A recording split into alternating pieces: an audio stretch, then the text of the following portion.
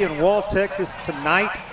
One of the premier, probably the premier football game in the Concho Valley tonight. I would agree 100% with you. We got two statewide ranked top 10 teams in the Wall Hawks in 3A, the Brownwood Lions in 4A, and you are watching Concho Sports Network. We're going to give you some pregame stuff, talk a little bit, then we'll give you the NAMI starting lineups eventually. But let's talk a little bit about Brownwood. They come in at a slight disadvantage, I think, because their game last week was canceled. They don't have that one game yet to use as a break-in period. But let's talk about their a traditional state power. Sure. And the deal with Brownwood, they got lightened out last week at Abilene Wiley, didn't get that game in, so they're going to be itching to go from the get-go tonight. But we're talking about a team, one that's got a lot of tradition. They've got a lot of stars behind their name, and you'll see it on a lot of their logos. They've got the stars, and all that is state titles. Yeah. Right? Right. So they've got a lot of tradition behind them. But the big thing for them this year, I think, is coming off of a 4-round deep run last year, having a lot of those guys back, and just the expectations surrounding that team are high. Yeah. Especially when you get, and let's just throw it out there at the get-go, they get the running back in from Duncanville, a 6-foot, 215 to 225. That's a load at running back that people are going to have to tackle at some point. Absolutely. Yeah, you're right. So that only heightened the expectations for Brownwood. Right. So Brownwood this year is going for their third straight double-digit win season. And that's something that hasn't been done in Brownwood since the days of the legendary Gordon Wood. And if you know anything about Texas high school football, you'll recognize the name Gordon Wood. It gets thrown around a lot because of all the success he had in Texas high school football. But this falls for the past, I think it was 7 or 8 years, on Sammy Burnett, the head coach of Brownwood. And like I said, this year they're going for their third straight 10-win season at any level. That's tough to do, Larry. Oh, absolutely. I mean, people think winning breeds winning, and it kind of does, but the expectations just grow every year that you win. Right. And what you have to fight with winning is apathy. People getting used to winning or not being excited about winning anymore. It almost becomes like it's second nature. So you've got to constantly keep things fresh every year to keep that winning going and to keep apathy and just complacency. Complacency is probably a better word for it than apathy, because they're not apathetic, but complacency, it's tough. You got to battle that. You expect to win. When you get in that. Yeah. Right, and then entitlement and complacency jump in, and that's something as a head coach that you're constantly trying to keep from happening. Right. So let's talk a little bit about Wall. We've talked in the preseason special that you and I did with Coach Slaughter, and also the last two coaches show. Wall has installed a new spread offense this year, going away from the traditional flex bone that Houston guy ran for years. And, of course, Coach Craig Slaughter come on as the head coach this year, was the D coordinator here since, I believe, 2017. This year takes over as the head man. So last week they went down to Mason and won 28-6, and really it was more dominating than the final score indicated, because that defense didn't allow a touchdown until pretty much garbage time in the fourth quarter. Correct. And I think that was something that Coach Slaughter touched on in that preseason interview, was anytime you install a new offense, there's going to be new techniques that you have to learn, and it's going to take them a while to get better at that technique. In fact, you'll go down before you go up sometimes. Right. And we saw that last year when he installed the 3-3 stack defense. They weren't just overly dominant on defense the first 2-3 games, but it got better as people understood angles and they understood their responsibilities. They might have changed a little bit from that even front defense from the year before. So now you're in a new offense that, with a spread, your offensive linemen, their first step's different. Right. Their attack angle's different a lot of times. So it's going to take them a little time to get comfortable to realize, hey, this will work. This technique is right. And the more you do it, the better, the more confidence you have in it. And I think as you see that develop throughout the year, this offense will get more and more explosive. Right. You know, and we were talking, I believe it was this week's coaches show. And if you don't know, tune in every Tuesday and Wednesday. We put out a coaches show, Hawk Insider, with Coach Craig Slaughter. So that's a little shameless plug for that. You can find it on ConchoSportsNetwork.com or on the YouTube channel or on our social medias. But he said this past week, he said, it's the game of football is all about space, all about, he says, offense is trying to create space, defense is trying to fill space. Exactly. And I'm just going to back up your plug for that because I watch a lot of shows and I hear a lot of coach talk. He is the first guy, or one of the few guys that I've listened to, I won't say the first, but one of the few guys I've listened to that doesn't feed you coach talk. He's actually telling you realistically what's going on with this team, right? Yeah, he is. But he's 100% correct. You know, the offense is trying to manipulate and create space, and the defense is trying to fill it. Right. 100%. I mean, and that's football 101, and it's all about angles on how you fill that space on defense. Right. So let's talk a little bit about last week against Mason. We mentioned they won, Wall won 28-6. Landon York in his first varsity start threw for 148 yards, a couple of touchdowns. Hagan Barbie rushed for 37 yards. Briggs Jones, and we've talked. He keeps singing Briggs Jones praises. He says that Briggs Jones is probably one of, if not the fastest guy in small school football in 3A. And I watched the two touchdowns that Briggs Jones has. One was just a simple bubble screen that Briggs Jones ran away. I don't know if you saw that touchdown. Yes, he ran away from everyone. Just ran away from them. Right. I mean, and he is. You know, when I was coaching at Central, we used to have arguments up in the coach's office about the difference between track fast and football fast. You know, and there is a difference. There is, yeah. Who can run fast in pads, right, as opposed to not. Yeah. Well, Briggs Jones runs a 21.9 He's got speed, right? Yeah. And it translates well to football. But it translates well to football. He's probably as fast in pads as he is out of pads, which is rare. I bet you put him in full pads and put him on the track and start me with a 3/4 of a mile head start, and he still would beat me to the finish line. There ain't no lie about that. He's getting me too. You know, and he's somebody that they're kind of leaning on early. Right. Because his speed does create mismatches for, you know, they're going to move him out to the slot, into the slot or out to the number one receiver so they can change who he has to go against and that way people don't see him over and over and over and adapt to him faster. They're going to move him around in the formation, essentially. And all they're trying to do is allow that defender to not evolve to him as fast. Right, correct, right. You know, and create some mismatches, which he's going to do. Right. Well, let's go ahead now as both teams have taken the field. Let's quickly give you the Brownwood Lions NAMI starting lineup. And I'm going to go left to right here. At the X position will be Grant Gray. In the slot will be Aaron Edmonds. Left tackle will be Logan Flores. Left guard is Aaron Clevenger. The center will be Luke Haygood. Right guard will be Aiden Packheiser. The right tackle is Isaiah Rosas. And in the other slot will be Stone Ratliff. And then in the other Y position will be Carson No. And behind center, starting in the pivot tonight, will be Judson Colson. And running back will be Trey Mosley. We're going to go down the field for the national anthem. We'll be back after this.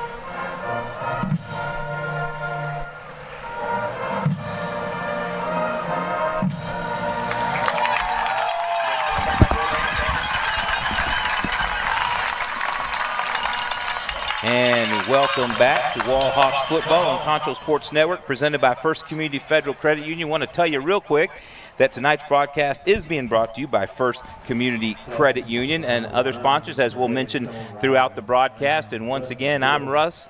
He's Larry. We're going to bring you tonight's broadcast and each and every Wall Hawk home game this season. You know, Larry, usually we're the playoff crew. And all of a sudden this year now we're doing Wall Hawk football. Absolutely. Season. I mean, we've had a good time the last couple of years doing playoff games. But, you know, this game right here, even though it's a preseason game, kind of has that same feel because you've got two really, really good state-ranked teams going at it right here in week 2. Yeah, so usually you don't get a matchup like this until, you know, November-ish. So it's good to, you know, late October, November. So it's going to be a good one out here. And the good thing about this is regardless of who goes home with the W, each one, this really has little impact on, or no impact on district play and little impact, you know, overall in the big scheme of things. Correct. I think the biggest impact is pride. This is their first meeting ever. So somebody gets to walk away here knowing that they have won the first meeting. Right. Looks like Brownwood has won the toss, and they have deferred. All right. Well, and Wall is going to get the ball. As you're watching at home, the wind is blowing from left to right, so Brownwood has chosen the wind at their backs this first quarter. As we await the Schurz Landscape opening kickoff, we want to let you know that Concho Sports Network is a Pixelcast media brand. All content you see from CSN, including these live broadcasts, is produced by San Angelo's own Pixelcast Media. There's no better way to get your story out to the world than with video, and no one in San Angelo does it quite like Pixelcast Media. So if you'd like to expand your brand in San Angelo and West Texas, give us a call. Pixelcast Media, 325-486-0300. That's 325-486-0300. And I want to give a shout out tonight to a longtime member of the Wall Hawk chain gang here on the sideline. Is unable to be here tonight, but he is watching at home. So, Mr. Braden, we want to give you a shout out, say thank you for watching, and you can thank your son for that one.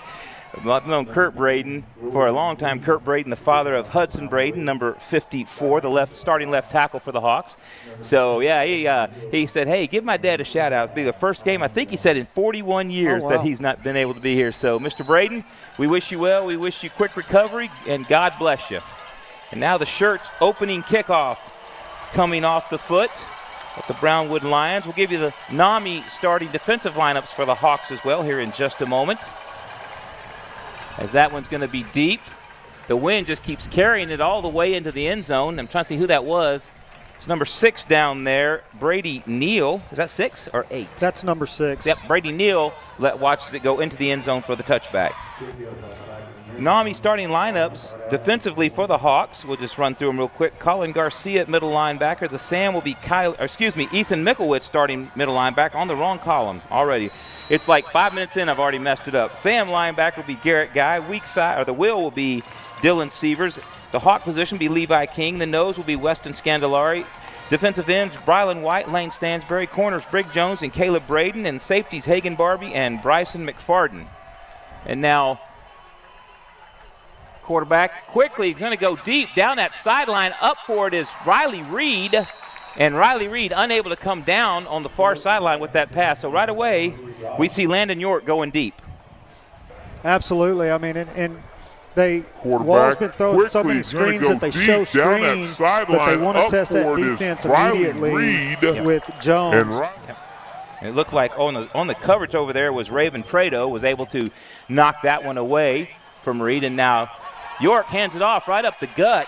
That's Hagan Barbie on the carry for 9 yards, and that's a manageable third down. And so that's what you get with this spread alignment as well. You get those gaps up front, and Barbie ran right through it, picked up a quick 9 yards.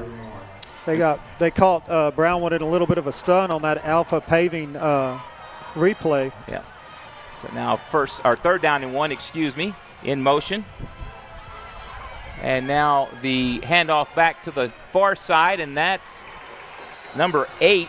And we're trying to memorize numbers here. I believe that was Briggs Jones. Yes, that was Briggs Jones again, yep. And that was Prieto again, number 24, coming from the. He's playing kind of what everybody would call a midline safety back in a split 6, cover 3, but he's coming. He came down and just stonewalled him right there to make it 4th and about 1.5 to 2. And so the Hawks now will send their punter on the field, and they will kick it away. And that'll be Levi King, I believe, deep. Is that 16? That's 16, Levi Yep, King. Levi yes, King to punt it away, and waiting deep for Brownwood at the 35-yard line. Can't see the number. That's why we need. I'm going to have to bring binoculars next time with my eyes. And now that's a low line drive, and it's going to be taken by an up man who's that's at number the 30. 18, I do believe. Yep, that's number 18 for Brownwood, Gonzalez, who picks it up and rumbles for about 15, 18 yards there on a return. And so Brownwood now with an early advantage here as they get the ball inside Wallhawk territory right at the 30-yard line on the near hash. And quickly out, we gave you their NAMI starting lineups. 11-yard return there for Gonzalez. Now it looks like Brownwood's going to come out in a modified pistol set. 2 to the far side, 2 to the near side, 1 running back behind the quarterback, and now the snap and the handoff quickly and in there. Wow! And that is a quick tackle by Lane Stansberry, number 22, and he just came off the edge unblocked on a pressure off the right side on the Alpha Paving replay and just blew up Trey Mosley. And Mosley gets hammered to the ground and loses 4 yards, I guess. We'll call it 4. So 2nd and 14 for Brownwood as they go trips to the far side.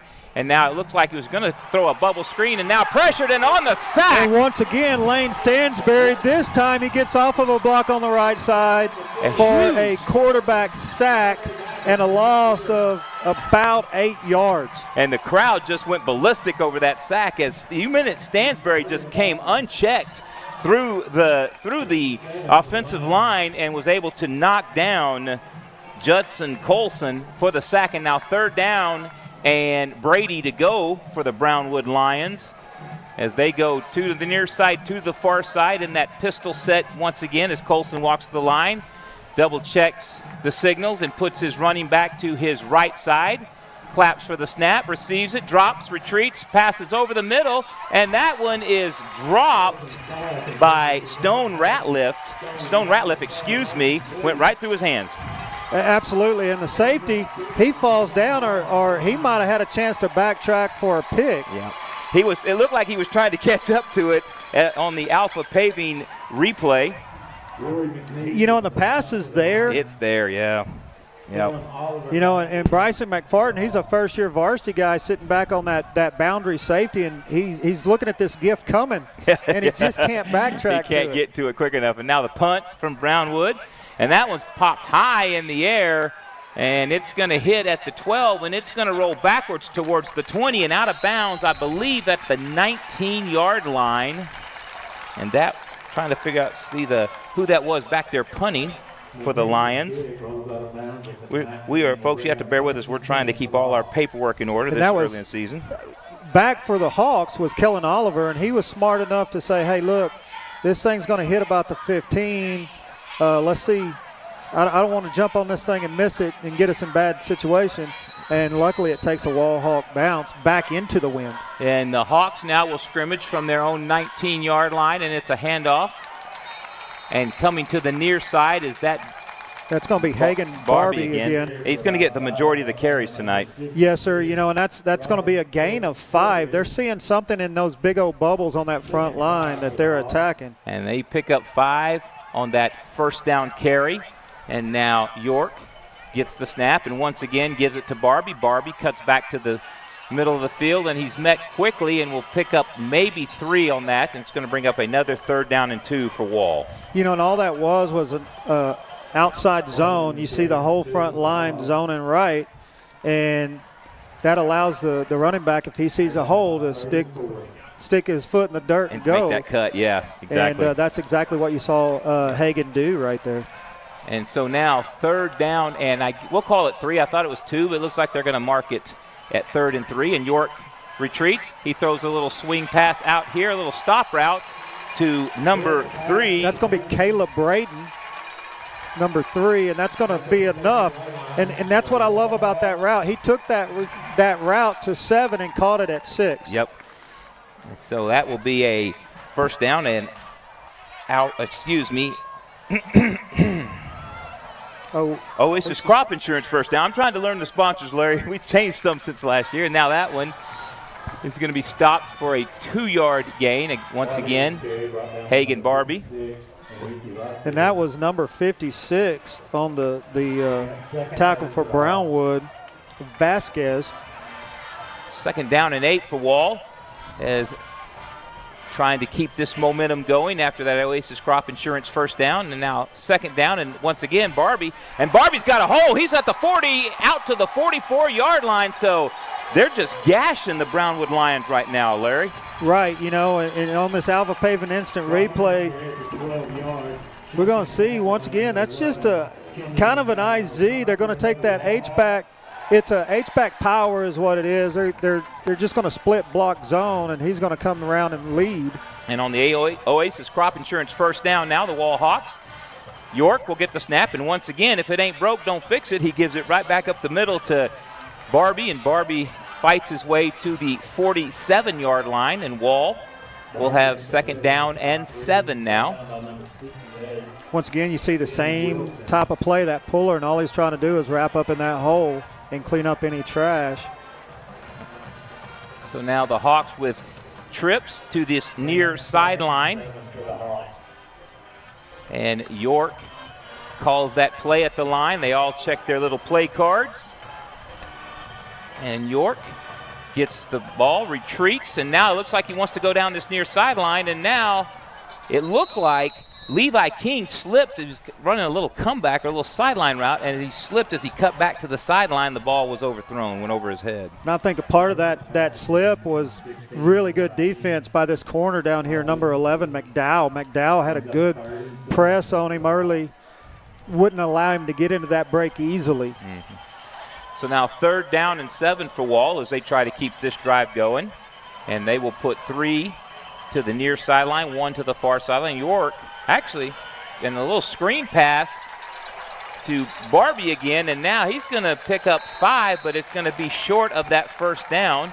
I thought for a moment it was a direct snap, and then I saw the lineman releasing for the screen and figured out what was happening. Well, when I looked up and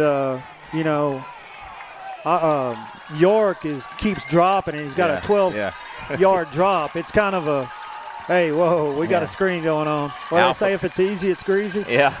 Alpha Paving first down, and now Wall on 4th and 1 is going to go for it as York will hand it off to number 25, and he's going to be upended in the backfield, and Brownwood will take over at their 49-yard line. And that was Thomas Lianos on that carry. That was Thomas Lianos, and a great tackle by 40, but you're going to see that on this Alpha Paving, if he cuts it in right there. He had a gap. He has the gap, but he bounced outside. It might have been a first with the bounce in. But just like that, the Brownwood Lions will take over at their own 49-yard line, having stopped the Wall Hawks on 4th down. And so the quarterback, Judson Colson, will come back to the line of scrimmage now. And he fakes it, and now he'll roll to the near sideline on the quarterback keeper, and he'll be tackled at the Hawk 45-yard line. 6-yard pickup by Colson. He faked it to Mosley and then pulled it out, and actually, no, was that Mosley? Trying to see who he faked that to. Yep, that was Mosley. Yeah, it was Mosley. And so now the Lions will put 3 to the far sideline. Mosley behind Colson in the pistol set. And Colson calls for the snap. Once, twice, and he hands it to Mosley, and Mosley is going to be stuffed now, and the Hawks just keep driving him back, and take him down at the Brownwood Lion 49-yard line. And that was a vicious hit on Mosley by Brylan White. I mean, they just kept stringing it out, and finally Brylan White comes from the backside. He gets off his block, and this tackle, he gets the glory of it, but that tackle was really created by the outside backer in Stansbury. Right. And that was the Alpha Paving instant replay. And now 3rd down and 7 for the Lions. And Colson gets the snap, and he's going to come down that near sideline. Defense is there. Looking to see, is there a flag? Is there a flag? Nope. I think I think that's a good no call, if you ask me, because 26 actually for Wall Rutledge actually had position. If it was anything, it was probably more offensive. OPI. Yeah, I agree. No, I agree. And that was intended. I mean, you can see he's already stopping, tracking ball, and gets ran into. So the Wall Hawks now on the stop, and on 4th and 7, the Lions will punt. And the kick coming as the Wall Hawks put a bit of a rush on, ran into each other, it looks like. And that punt is going to bounce into the end zone, as it looked like Kellen Oliver just watched it go by, and he'll take the 20 yards and touch back and start at the 20-yard line. Yeah, you watched it on the punt. You know, usually on a punt return, you've got one guy that's the blocker and one guy that's the scoop and score guy. You don't send both of them to try to block it. Right. So one of those young men was a little off on what they thought their job was. And so now the Hawks will scrimmage from their own 20-yard line, 1st and 10. So far it's been kind of what we expected, a hard-hitting, tough slobber knocker. Very physical game. Very physical game. And that's a beautiful little screen pass. And that's Briggs Jones on the catch. And all you see is him come from the backside and slip right up underneath. Puts that outside backer. You see it on the Alpha Paving. You see him come in on this replay. Now Briggs was lined up as the H over here or the slot over here and just cruises right underneath everybody. And gets that Oasis Crop Insurance 1st down. So the Hawks now at the 30, 1st and 10. And York gets the snap and hands it to Barbie again, and Barbie is taken down right at the 30. Actually, they're going to give him the 31-yard line.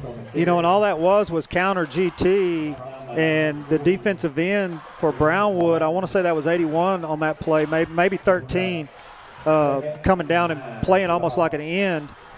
He took on the pulling guard and just stuffed it right there. There wasn't much for Barbie to do but try to bounce outside. Right.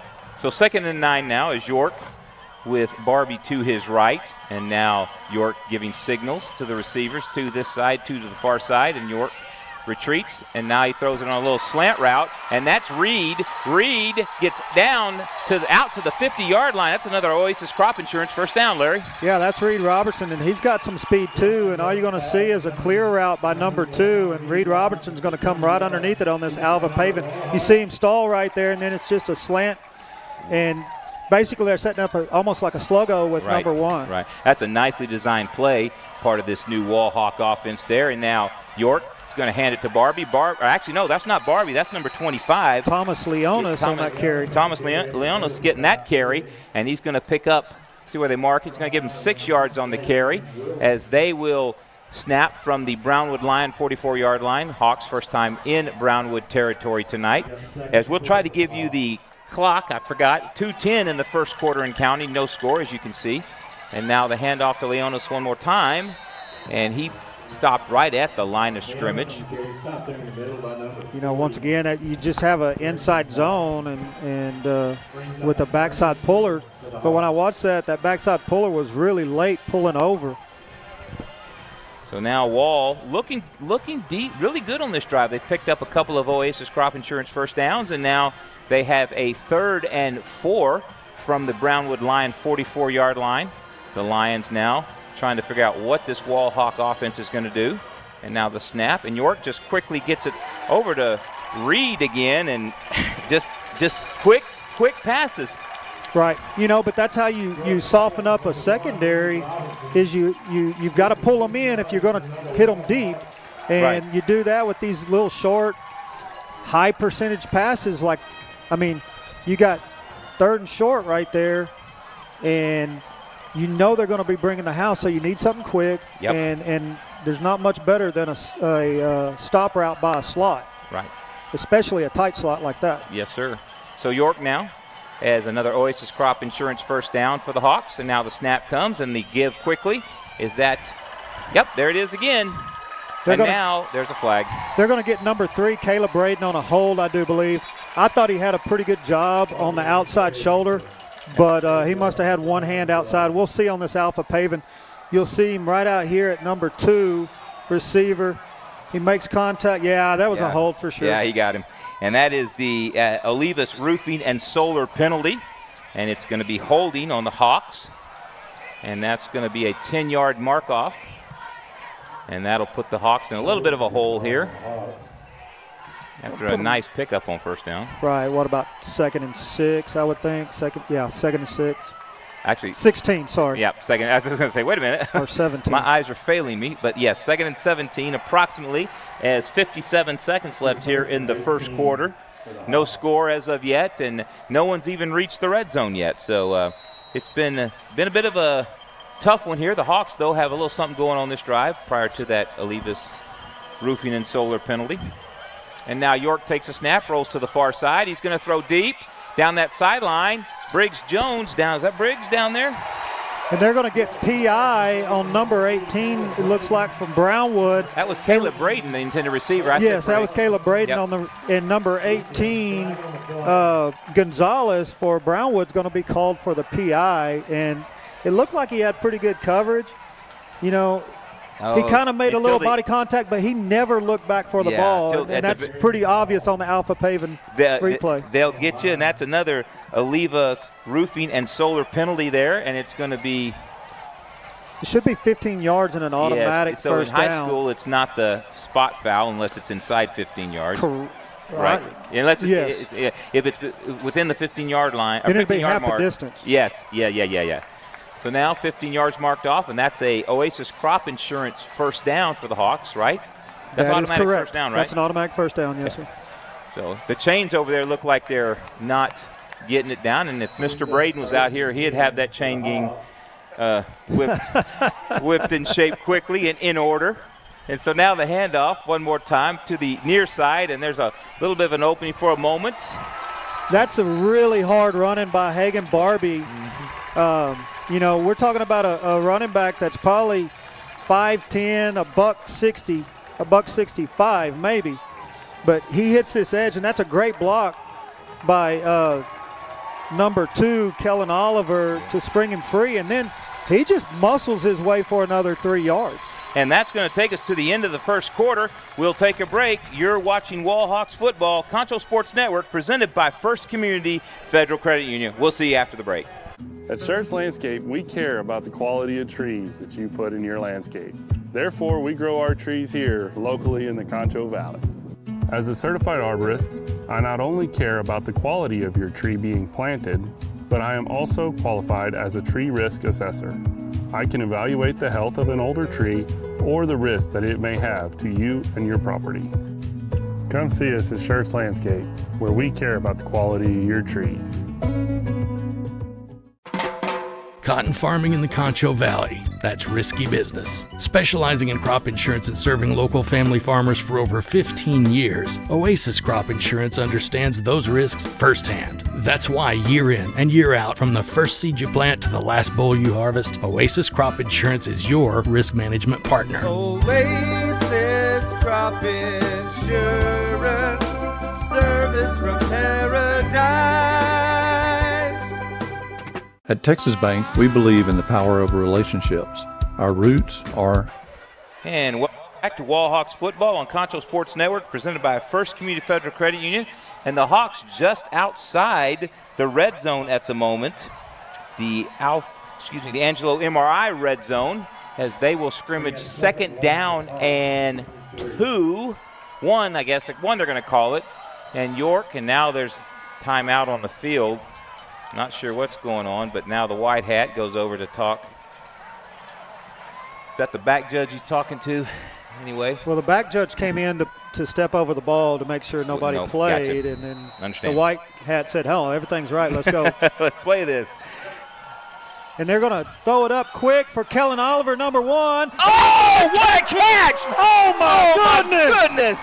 No, that's Reed Robertson. Yeah, that sorry, Reed Robertson. Reed What a Robertson catch. climbs He tipped the it up. fence. He tipped it up in the air, fell to the ground, and sorry, didn't mean to spray you there. Fell to the ground and gloved it. We're going to see this on the Folks, Alpha Paving replay. You won't see a that prettier is catch. concentration right there. I have to do it. Dun-dun-dun, dun-dun-dun. You will not see that anywhere else tonight, most likely. And Wallhawk has drew first blood. Yes. And waiting on the PAT. Alpha Paving touchdown there from Reed Robertson. What a catch. And the crowd, as that one is up and good, the crowd just went electric when he made that catch. When he tipped it up in the air, hit the ground. Here it is on the Alpha Paving instant replay again. I mean, Larry, this is concentration. This is what you expect to see out of receivers, right?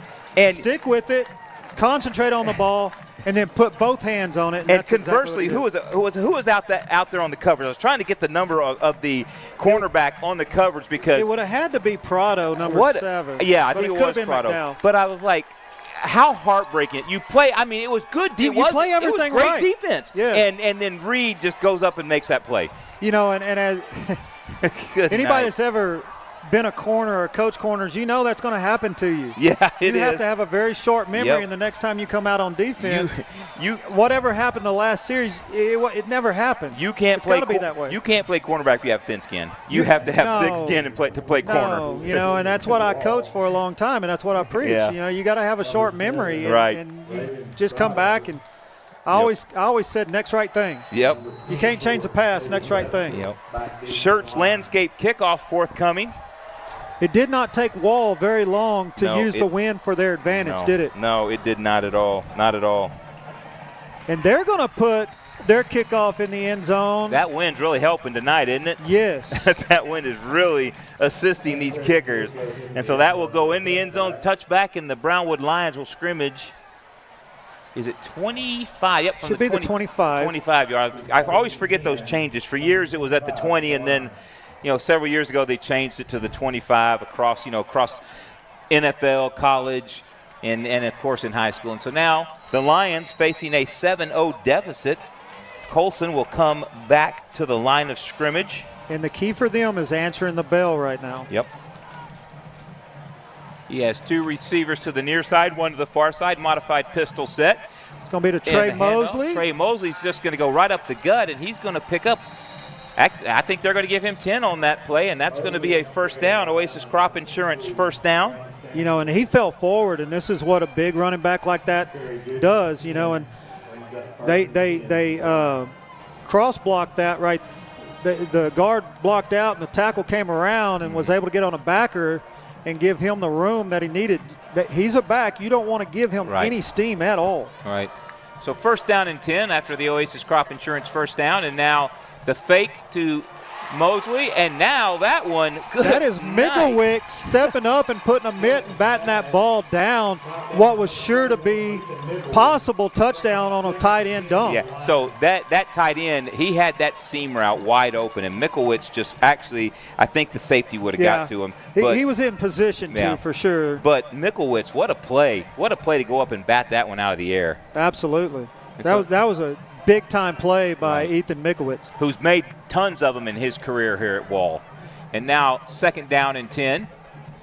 And the snap, Colson, he rolls to the near side. He throws back across his body to the crosser. That's just a little bit too low for Stone Ratliff for Brownwood. Yep. He looked, and that was one of those tough throws. As a right-hander, you roll to your left, and you got the crossing route, but it's not quite in front of you, so you try to lean back and throw, and it just couldn't get any oomph on the pass. It's tough to turn your body away from where momentum's trying to send it. Sure. I'll tell you this, at 57, it's even tougher than at 16 and 17 years old. I ain't going to lie to you. Absolutely. I try to turn like that. But you did it back when you were younger. Oh, yeah, right? yeah, we'll go with that. There was no video cameras back then, so no, we can't prove or disprove that. And now the snap to Colson. He retreats. He's going to roll to the far sideline. Now he's going to tuck it and go. He's got all kinds of room out there. That's a block in the back, but he's going to get away with it. Nope, there's a flag on the play. And that was a block in the back. It looked like it was number 2, Stone Ratliff over there. You'll see it on the Alpha Paving instant replay. He should be Regardless, it was a very he was number 1 out there. You'll see him on number 3, Caleb Braden, right there, pushes him right in the back. Yep, they're just gonna call enough that. momentum to send him past the tackle. So they're over there talking about it now, and that is an Olivas Roofing and Solar penalty. And they're going to call that, as you mentioned, a block. Now, you got great eyes. You saw that right away. All I saw was the quarterback running free down that far sideline. Well, and what they were wanting to do was run a wheel route with that motion receiver. He ran a wheel outside number 1 and number 2, who both ran slants and post, but Wall's safety had sniffed that out and was sitting over the top of it. Right. So his first option was gone. Yeah. Then he decided, I got to go over here to option number 2, and they had him covered too. So now the Lions with 11 left here in the second quarter. 3rd down and 9 after that penalty walk-off. And now Colson, he'll put Mosley over on his right side. He takes the snap, and here comes the rush from Wall, and Colson just goes right up the gut, cuts to the far sideline. He's going to pick up an Oasis crop, and they're going to mark him short. I thought he had the first down. I did too. I thought he went out of bounds a half-yard past the first down stick. Nope. But that line judge has a better look than us, I guess. Yep. I tell you, I'm going to bring binoculars next week. We got another home game next week, which we'll talk about later, but I'm going to bring binoculars next week. Yep, right there. That's Gavin Sisson for Wall on the attempted tackle, and really kind of forced him out of bounds for 4th and 1 here with 11:04 in the second. So Brownwood now will go for it on 4th and 1. The handoff straight up the gut to Mosley. Mosley cuts it to the near side. Mosley's got room. Mosley at the 40, 35, and he'll go down, be tripped up at the 33-yard line. So that's the first time Mosley's gotten loose out there. And that's saying something, because a big running back like that, he's going to get his yards. You just got to limit explosive plays. And Briggs Jones with that tackle did just that for Wall. Looked like Mosley was going to cut it back to the inside and carry it all the way to pay dirt. But like you said, Briggs making plays on the defensive side of the ball as well. For Brownwood, the left tackle did a great job of sealing Brylan White on that play, which allowed him to have that edge. And so now Brownwood with a 1st and 10 inside Hawk territory at the 33-yard line. And now Colson gives it to Mosley. Mosley cuts to the far side, and now he's going to take it all the way down to the 28-yard line for Brownwood. Caleb Braden and Bryson McFarden on the tackle after Mosley gains 5 yards. So it looks like now, just me thinking here, I think Brownwood has kind of changed their approach. Now they're going a heavy dose of Mosley, where they were trying to maybe finesse it a little bit earlier. Now they're going right at him with Mosley. The biggest thing that I'm seeing that's changed from what was happening earlier to now is Brownwood is adding an extra guy that is getting on the outside shoulder of the edge player for Wall. You see that again right there, and they're just slow getting there now. Yeah. The flow from the ends and the backers is just slower now, and he's getting the edge. And now Mosley gets run out at the 25-yard line. It's going to be 3rd down and 2 now with 9:48 left here in the second quarter. We'll try to give you time updates as we go, just because we know there's no clock on screen, and we do apologize. And now 3rd down and 2, and Colson in the pistol, and he's going to just simply give it to Mosley, and Mosley is going to be stopped. Nope, they got it. Oasis Crop Insurance 1st down. Didn't they give it to him? Yeah, they gave it to him. You get a big guy like that, he's going to fall forward for 3 yards. Yeah, so smart play calling there by Brownwood. Just give it right Once up again, the gut. you notice Brownwood got into a tray set, which brought a tight end on the field, which widened that end out, and now you don't have the edge, but now they go inside on them. So now we'll see how do the Wall Hawks adjust. 1st and 10 for the Lions at the 23-yard line. Now whistle blows. Looks like is there timeout called. Who is that going to be the charge to? Timeout to Wall. So we're going to take a quick break here on Concho Sports Network. You're watching Wall Hawks football on Concho Sports Network, presented by First Community Federal Credit Union. At Texas Bank, we believe in the power of relationships. Our roots are our customers, the lifeblood of our business. We're more than just a bank. We're your trusted financial partner, committed to building lasting connections and providing personalized service that exceeds your expectations. From helping you achieve your financial goals to supporting you through life's changes, we're here for you every step of the way. Experience the difference of banking with people who truly care. With great low rates on new, used, and refinance autos, we can save you money. First Community has great payment options and low prices for GAP, extended warranty, and credit life insurance, so we can make your payment fit your budget. Contact First Community for your auto financing needs. Pain is never planned, and recovery time is never convenient. But the last thing you want to do is wait for answers. And welcome back to Wall Hawk Football on Concho Sports Network, presented by First Community Federal Credit Union. And now, after that Oasis Crop Insurance first down and the timeout, the Lions will scrimmage from the 23-yard line, 1st and 10.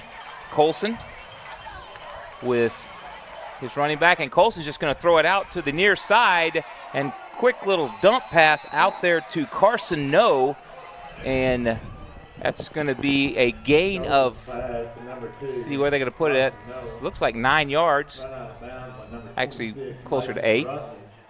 You know, that's a really good job, you know, as Brownwood gets in the Angelo MRI red zone. That was a really good job by the number 2 receiver to get on that the safety for Wall, Quinney, and not let him get off that block. You know, and that's what Slaughter was telling Quinney. I don't care if you have to break his arms, get him off of you. Yep. And so now the handoff is back to Mosley, and Mosley's taken down in the backfield. He's going to lose 3 yards. That's going to be Stansberry once again for Wall, getting some penetration and bringing him down for a loss. Lane Stansberry playing one of those defensive ends. And now the Lions will put 3 on this 3rd down and 5. They'll put 3 to the near side as Colson will look over to the sideline. Right now, Brownwood, Wall does not have an edge. Looks like Caleb Braden's going to fix that. And that might have been what the slowdown by Brownwood was. It's like, whoa, whoa, whoa, we don't have anybody on the edge out there. Yeah, on that far side. Let's go now. And now Colson will move Mosley over, and now Mosley's going to go to that far side, and Mosley's going to be absolutely crushed for another loss. Brylan White coming off of a block. Wait a minute. To wrap him up, but the whistle had already blown, I believe. No, they called it a touchdown. That's a touchdown. Whoa, wait a minute. Whoa, that's a touchdown by Trey Mosley. An Angelo MRI, or Alpha Paving touchdown, excuse me. It looked like he was down and everybody stopped. And oh, no, he was not down, Larry. He wasn't. So that's a touchdown for Brownwood, and Alpha Paving touchdown, and now the extra point after that 27-yard run. You know, that's a really good job of awareness by Trey Mosley, knowing, hey, my knees never touched down. Yeah, he jumped up and kept going. Moving, yep. You know, and you know, if the whistle hadn't blown, keep playing. Right. And that's something that's why you play teams like this. Yep. Wall will learn from that. Yep. And next time they'll roll him over like the WWE and get a tap out.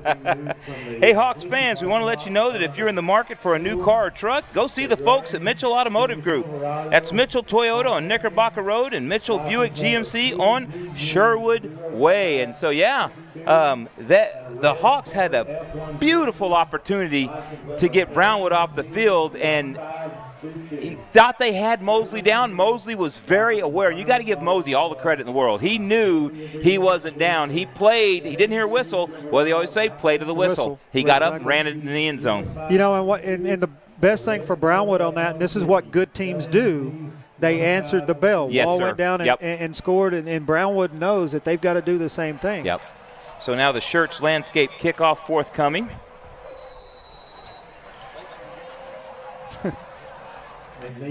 Getting an update on some other games around the Concho Valley. We'll give you those maybe at halftime or as we go through. And the Schertz Landscape kickoff with 8:23 left in the first half. And that kickoff is going to go through the end zone. And so Wall will scrimmage at the 25-yard line. Now, the picture you see on your screen, that's about as far as we can pan because of the way the press box is here. So if they throw a fade to the left corner, of the, north I guess end that'd be north end zone. We may not see it. You may just have to hear us go crazy, but that look right there is as far as we can get. That's about all you. So we need to tell them don't run any plays outside the W. Exactly right. No fades to the left end zone. And they're going to say they're going to tell us thank you for the advice, but I appreciate that. Yeah. Namaste. Yeah. They'll say, and I'm sure they'll follow that. So the Hawks now will scrimmage from the 25-yard line, 1st and 10, and now York. He's going to throw a little tunnel hitch screen. Route. Yep. Out here to Briggs Jones, and that's going to be good for what, 4 yards? Yep. Good, quick 4 yards, and Briggs Jones is having a nice little game. You know, we talked a little bit. We'll discuss it at halftime a little bit. But we talked a lot about Briggs Jones and how he's been in this offense. We really need to throw a little props out to Reed Robertson too. I want to talk about something he did last week that was just incredible that I watched on replay. But for now, 2nd down and 6 for the Hawks from the 29-yard line. The snap, straight up the gut, and Brownwood was waiting on that one, and no gain to Hagan Barbie. Trying to see if that was Barbie, because they've been rotating those backs. That was not Barbie. That was that Holt Teplachik in there? Number 24, I believe that was Holt Teplachik. That's Holt Teplachik at 24. He was getting that carry.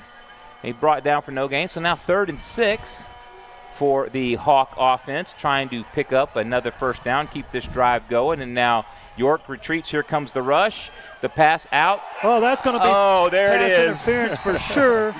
Once again, that is 18 that's Gonzalez, number 18. Noah Gonzalez. Yeah, he came up. He was Alpha Paving instant replay. You can see it.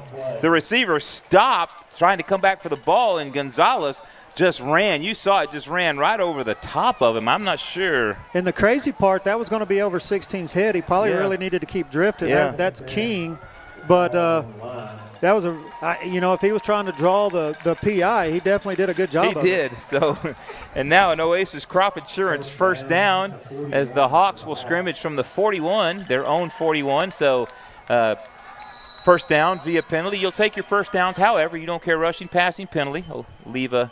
This is going to be Leonis. Solar penalty. And now Leonis now. They're rotating Leonis and Barbie in there. Well, they kind of have to, because Barbie's also a starter on defense. So they've got to keep him fresh somehow, and I think they do a really good job of rotating these guys to make that happen. 3A and below, and even in some other as well, you see a lot of this 2A because you just don't have the numbers to play exclusively defense, and now the handoff.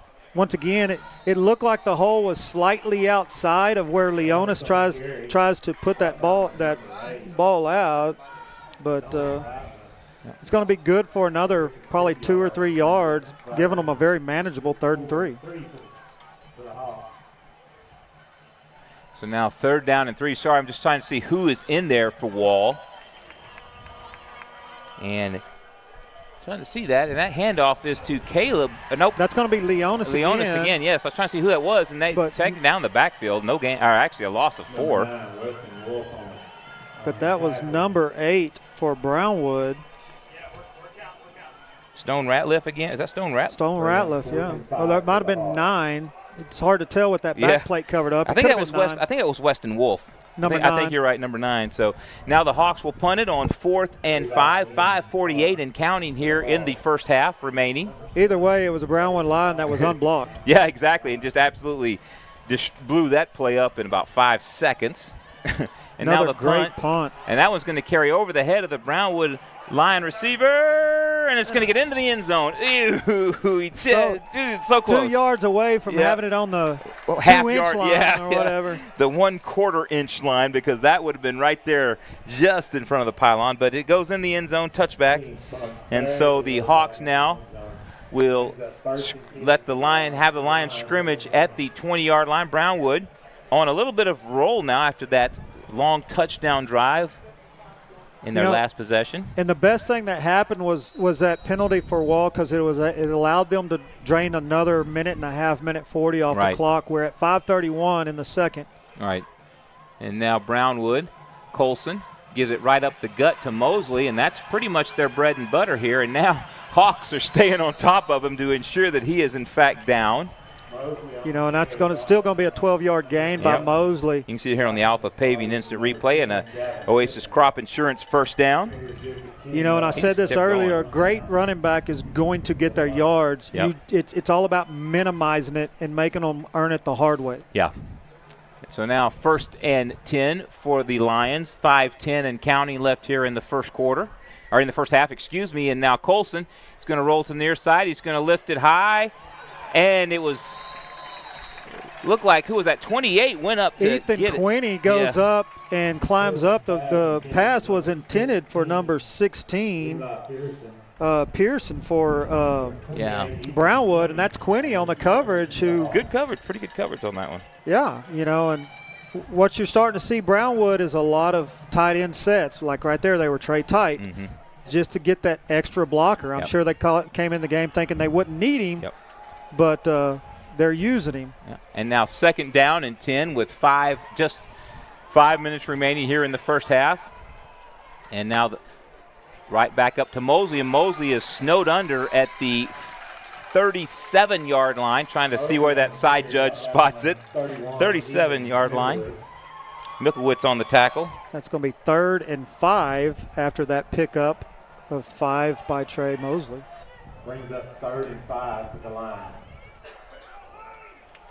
Once again, that's Mickelwitz on the tackle, and you see Quinney come in to make sure he's down. Yeah, indeed. So 3rd down and 5 for the Lions as Colson drifts straight back, throws it over to the sideline, and that's going to be brought in there for a first down by number 2 on the Lions, Carson No. Alpha Paving instant replay, you can see. Brylan White does a great job. You know, he made him pay for that throw, you know, and that's a very slow throw, a long throw over to the sideline. And he, you know, the quarterback's got to make it happen, and does. But Brylan White did what he needed to do for the Hawks, which is make him pay for that throw. And now the handoff right back to Mosley again, who just goes right up the gut and still fighting. The Hawks finally get him on the ground after a 5-yard pickup. That last play results in Oasis Crop Insurance first down. So once again, all they're doing, Brownwood's game plan right now is great, and Wall's got to figure out how they want to handle having a tight end in the game and play it, because it's widening out. You can see it on that Alpha Paving instant replay. They're widening out the defensive end. It's making it hard for him to play down the line, and if he does cheat in, now they can go outside. Colson now in the shotgun, a pistol, excuse me. He just turns and hands to. That's going to be Mickelwitz coming up and making that tackle on Mosley for just 2 yards. And that'll bring up a 3rd and 3 for the Lions. But you see it right there. That was nothing but an ace set, a double tight, double split set for Brownwood. You know, once again, if they can scoop that outside backer, you got an edge. That time, Mickelwitz was able to work off the side because the outside backer took up that tight end. 3rd and 2 now. Colson calls for the snap, and he just simply gives it to Mosley. He goes right up the gut for the Oasis Crop Insurance first down, and he's still fighting. He'll be brought down at the 43 of Wall as we click under 3 minutes left here in the first half. Alpha Paving instant replay. You can see the first down here.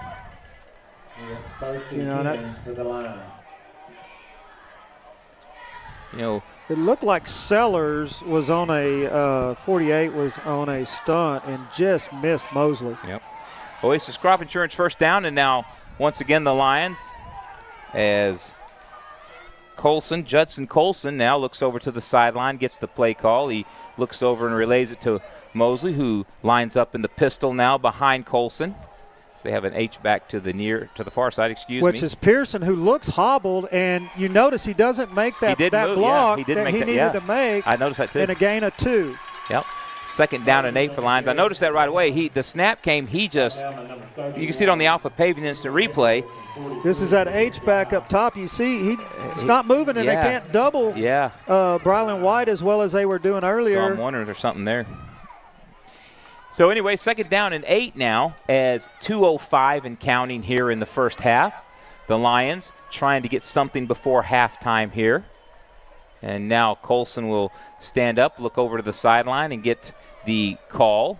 the adjustment, whatever. Mosley to his right, and he gets the snap, hands it to Mosley. Mosley sweeping to the near side. Mosley gets free, and he's going to be down at the 33, and that is going to be a Oasis Crop Insurance. Nope. Are they going to mark it short?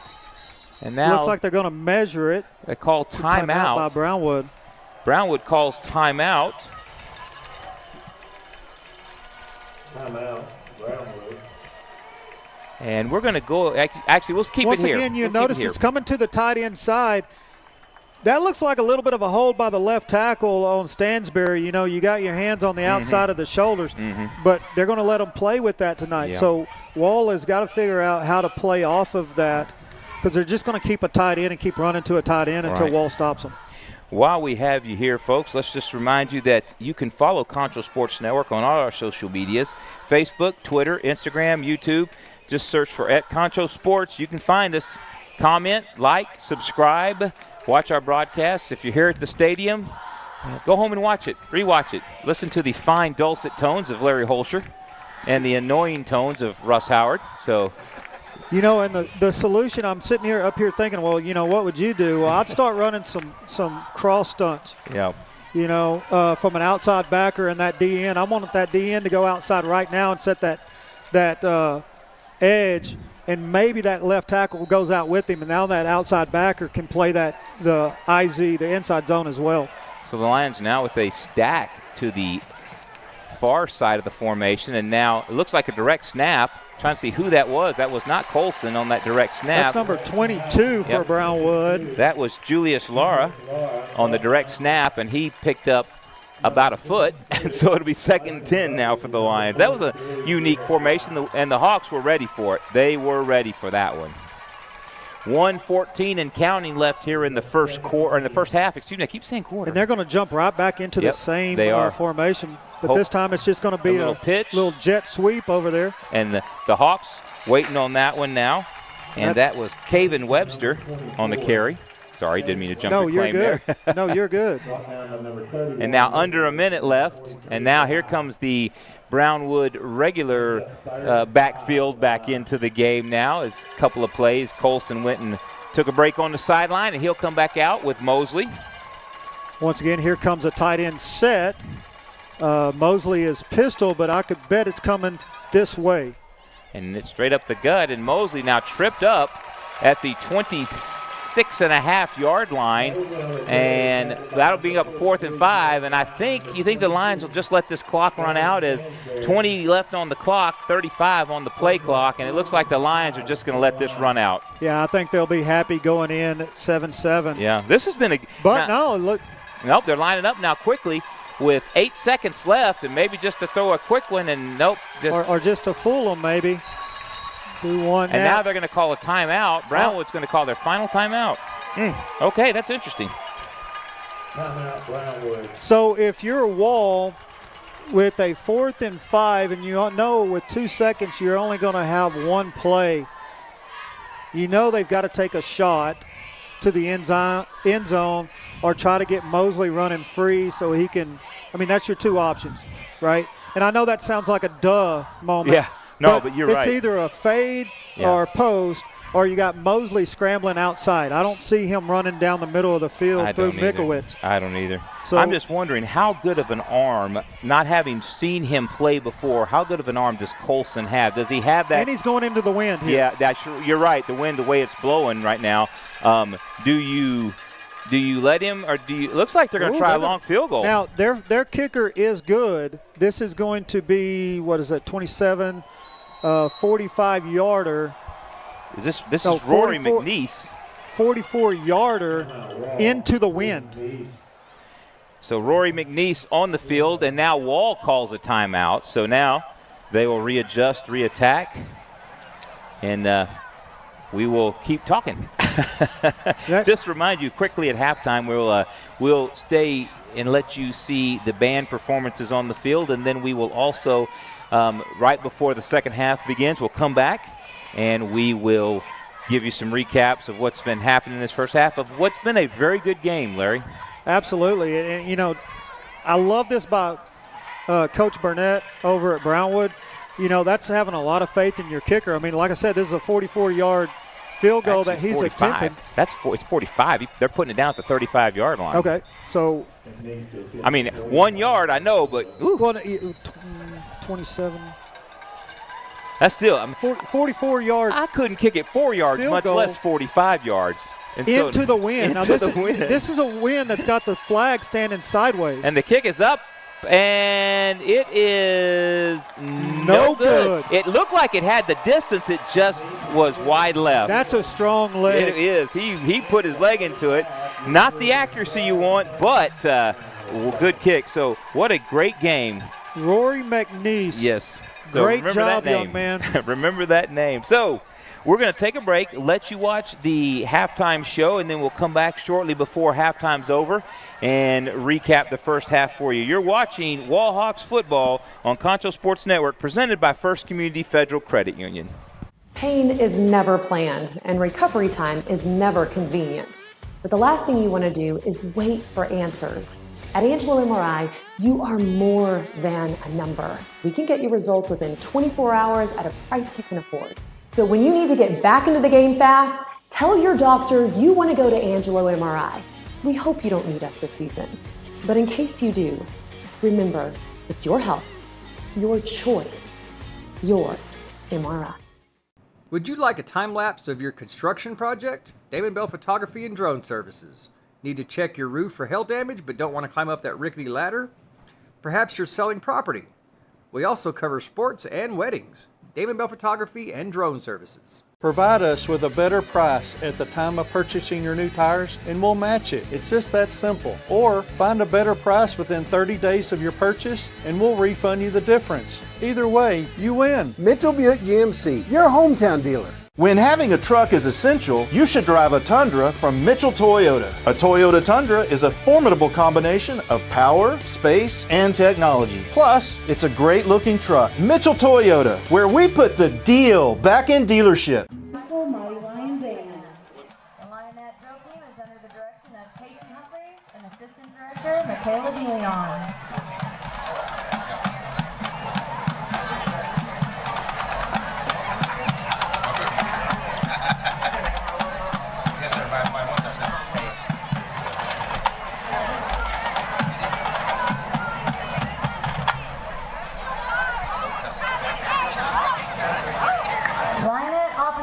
Are Captain Camila Ramos, Co-Captain Ella Locker, Lieutenant Riley Lynn, Lieutenant Neely Mullins, Lieutenant Peyton Scott, Junior Lieutenant Kaylee Bessent, Junior Lieutenant Nixon Johnson. Linehead of the week is Emily Evans. Tonight the Lineheads perform a jazz routine to Funky Town.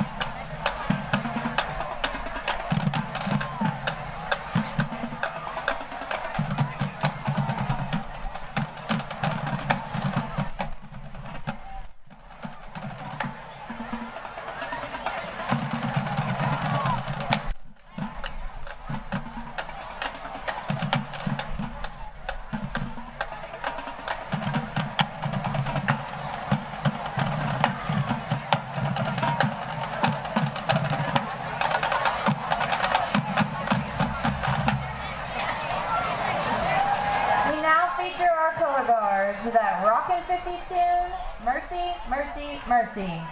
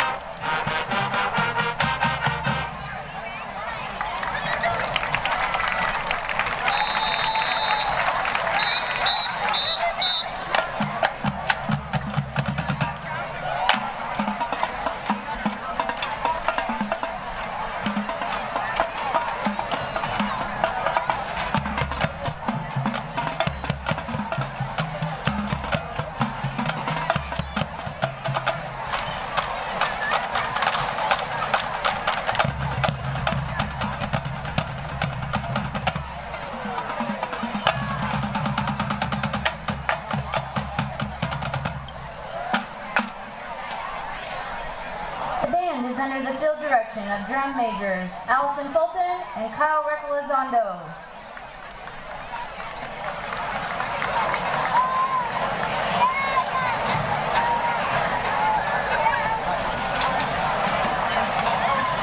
The Lion Band begins its halftime program with movement 1 of the season's change.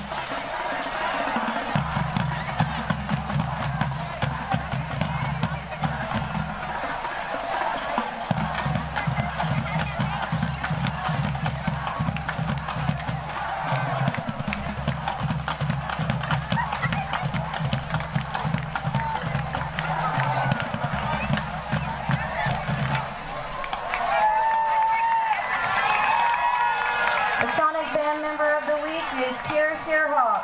Band Booster President is Laura Ashley. Band Captain is Wesley Goodrich.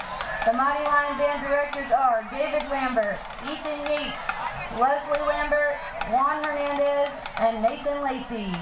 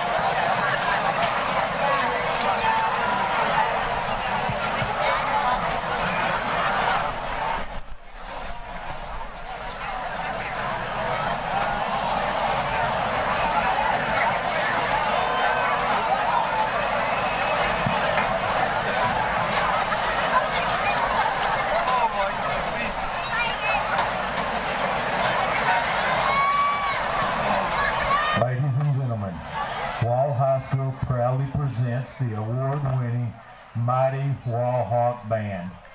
The band will perform their 2024 production, Step Into the Light. The band is under field direction of drum majors Logan Brooks and Elijah Armstrong. And now, with Wall Hawk pride, the Mean Green Marching Machine.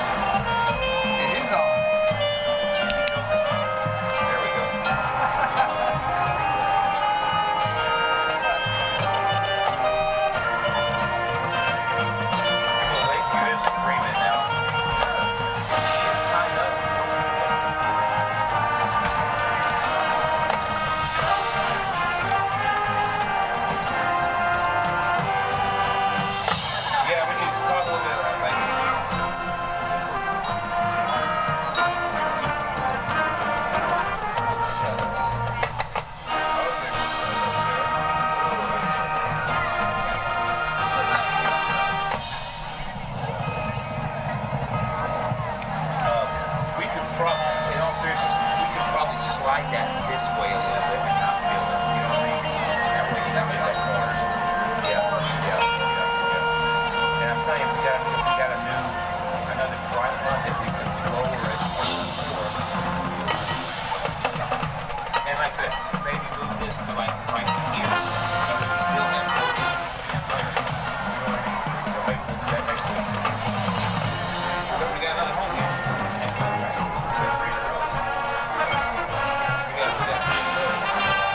We got this one, then we got Zimmerman, then we got Montez. And then we got here is Idle and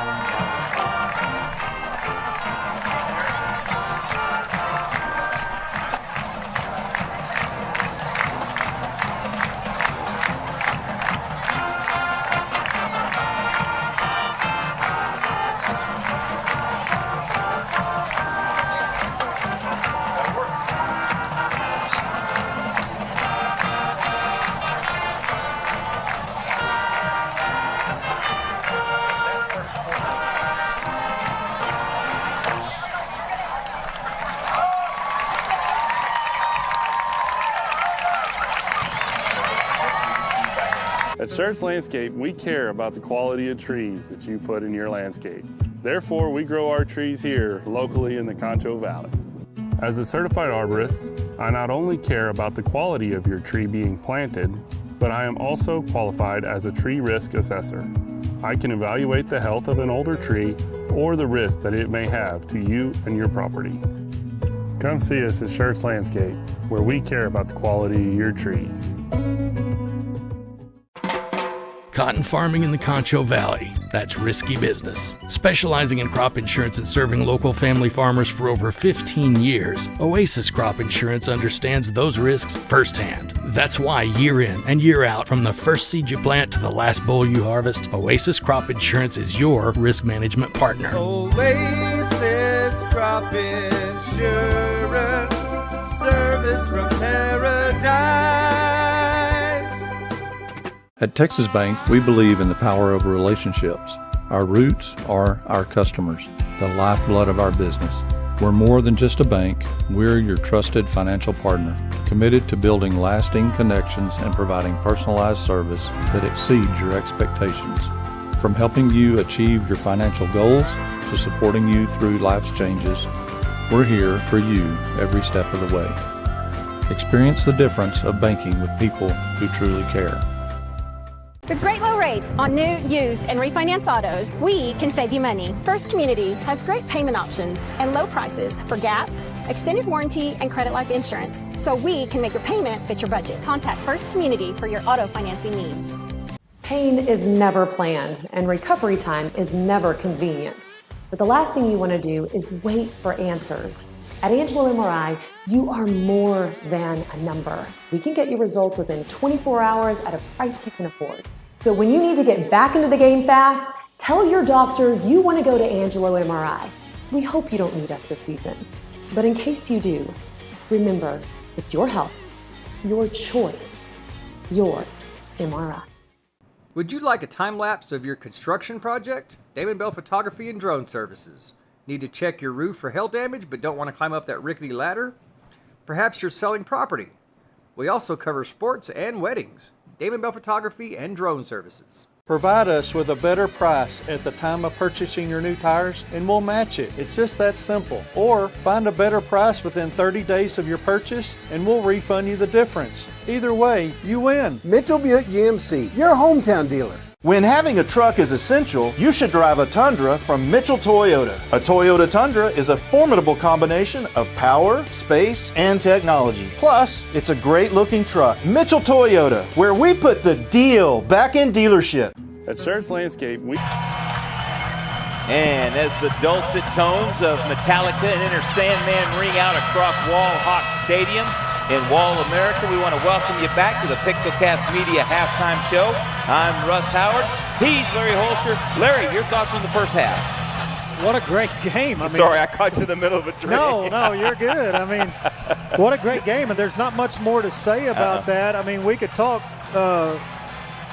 what each team needs to do coming out of halftime, but, man, these two teams, they're going at it. It's a good physical football game right now, and the chess pieces, you watch them do it right now. I think Brownwood has a handle offensively by using that tight end to kind of put Wall into some alignment issues. Yep.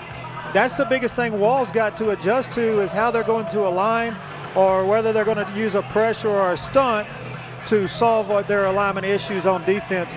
Offensively, man, it's who can sustain drives, I think, and complete passes at this point. I think it's going to come down to that one critical, crucial mistake.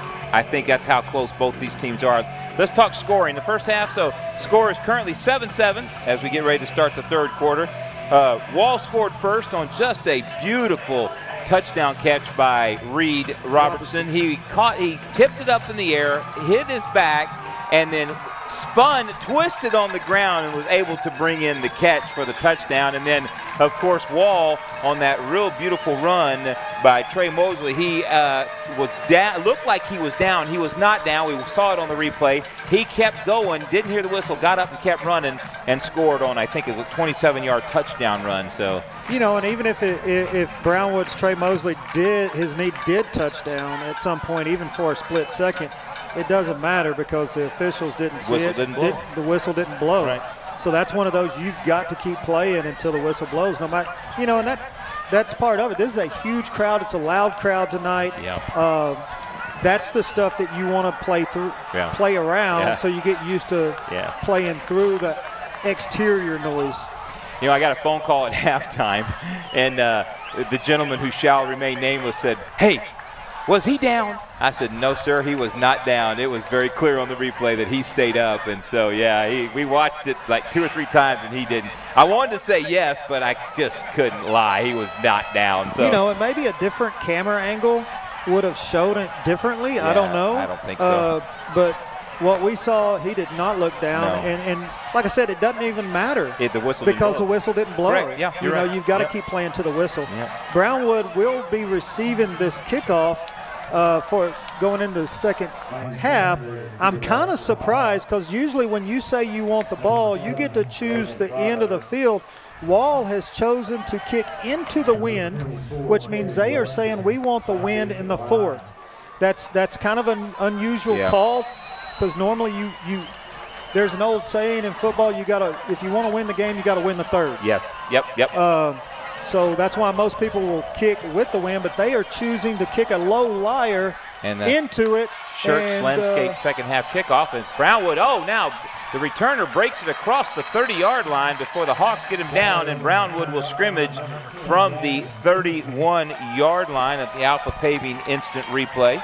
You know, and that's a great kick. If he decides to let it go, it's going to go through the end zone, but he says, no, I think we can get another A little extra, and he did. He got 6 more yards and just bring it out to the 25. Didn't catch that number. I was trying to see who that was on the return, but it was a nice return for the Lions. And now they will scrimmage from their own 31-yard line. Now looks like there is a hawk down on the field as the training staff and Coach Slaughter come out to take a look. Yeah, it's right on the edge of your screen. You can see the official on the edge. And that is going to be number... Is that 20? 20, I do believe. Yeah, I'm trying to see. Or 28. 28. That's going to be Ethan Quinney, number 28. That was kind of banged up a little bit. Right. And so now the Lions with 2 to the near side, 2 to the far side. Colson will take the snap and come right up the middle, and he's going to have 5-6 yards now. They're going to mark him at the 36-yard line. We'll keep giving you clock updates. Jaden Sellers on the tackle, and he was aggressively brought down at the end of that tackle. Yeah, he was. And so now the Lions 2nd and 4 from their own 37-yard line as they've got twins to each side in tight. And Colson takes the snap and retreats.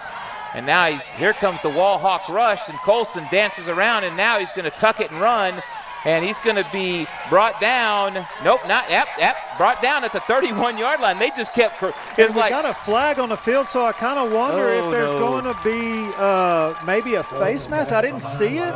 I didn't either, but it was right in the area where he was brought down on the Alpha Paving. Maybe they call a horse collar. I don't know. I'm not really sure what they're going to call. We'll watch this Alpha Paving instant replay. They're talking to Coach Slaughter on this one. They're talking to Slaughter over here on the sideline. I'm not sure what this linesman over here is calling, because it was not a face mask. It was not a horse collar. He had him by the arm. Eludus roofing and solar penalty. They're going to call a personal foul face mask in that. Where was the face mask at? Let's see if we can we'll see watch on the Alpha Paving, instant replay. They're human, and there's mistakes, but this one is definitely a mistake call. I think he might have been anticipating this call, but there's no doubt.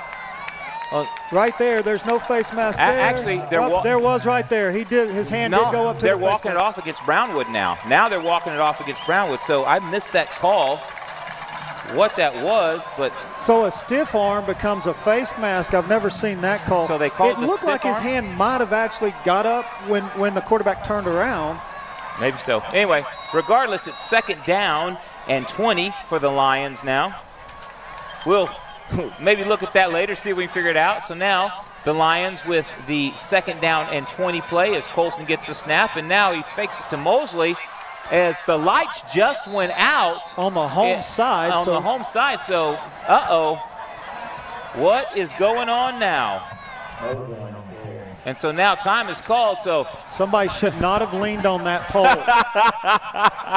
Oh my goodness! Now I've seen it all. Middle of the play, the home side lights go out. And check the fingerprint. And these aren't the new LEDs that just pop back on. This is the old school that takes a while to heat back up. Can we get fingerprints out here to see if that was a Brownwood? I'm kidding. I kid. Well, I can't imagine it being a wall person leaning on the pole, turning that off when they got a little momentum. Yeah, they do, especially after that play. So yeah, I don't know. It's that Murphy's Law, whatever. But hey, while we got a minute, Larry, let's talk this crowd. You cannot find a place to sit hardly on this home field. No, this is standing room only. Yeah. In fact, the crowd is going all the way around the fence. On the fence, yes. And that's what high school football in Texas is like. Yep. You've got a school that has 971 kids in its high school with Brownwood, and you got one over here at Wall, I think, that's got 350. All right, so you're talking about, 1,300 kids in it. Yeah. And it is a packed stadium. It is, and they show up. Wall Hawk fans show up. I mentioned on the coaching show that coming to a Wall Hawk game is like nothing else. But while we got a minute, Did you know that Concho Sports Network is a Pixelcast media brand? Yes, all content you see on CSN, including these live broadcasts, is produced by San Angelo's own Pixelcast Media.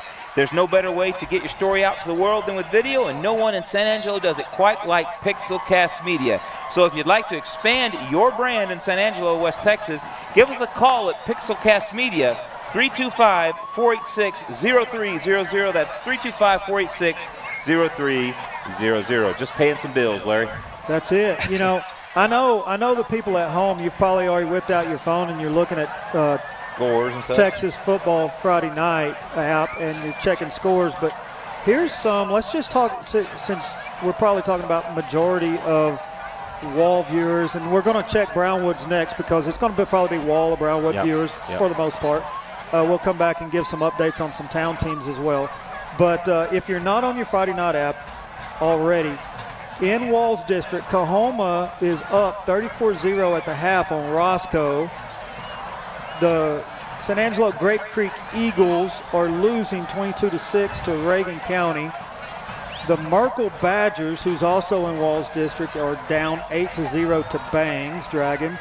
That's exciting for me because Colton Buzzard is the head coach at Bangs, who I worked with at Central. Mm-hmm. And then Stanton is losing to Wink Wildcats right now. Another one that I noticed for you 3A lovers out there, Canadian right now is down 14-21 to Bushland. Wow. So let's check over. That's impressive. I mean, that's amazing. That's a shocker. Yeah, it really is. Let's jump over to Brownwood's district. Right now, Burnett is losing 30-0 to Georgetown. Wow. Stephenville, who a lot of people think it's going to be Brownwood and Stephenville battling out for that district title. Stephenville's up 38-14 on Everman. Lampasas is beating Salado 14-7. And Marble Falls right now is losing 7-0 at the end of the second quarter to the Gerald Cougars. So there you have it. And as you saw on your screen there for a moment, people with cell phones out, the lights going, waving them back and forth. So doing their best to stay engaged here as we're still waiting these lights to come back on. They just need to put a little Barry Manilow or some other, like some Journey on maybe, and everybody just wave your... Yeah, don't stop believing. The lights will come back on. You could have led with Journey and stayed away from the Barry Manilow, but here we are. Yeah, why do you go Neil Diamond or something? Well, he went Barry Manilow on this one. All of them's going to bring out the phone, right? People slow dancing to the waving phone screen, you know?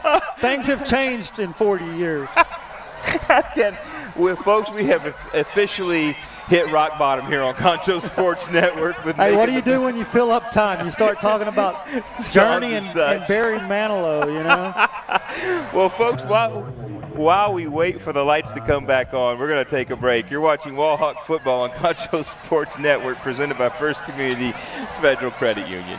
At Schertz Landscape, we care about the quality of trees that you put in your landscape. Therefore, we grow our trees here locally in the Concho Valley. As a certified arborist, I not only care about the quality of your tree being planted, but I am also qualified as a tree risk assessor. I can evaluate the health of an older tree or the risk that it may have to you and your property. Come see us at Schertz Landscape, where we care about the quality of your trees.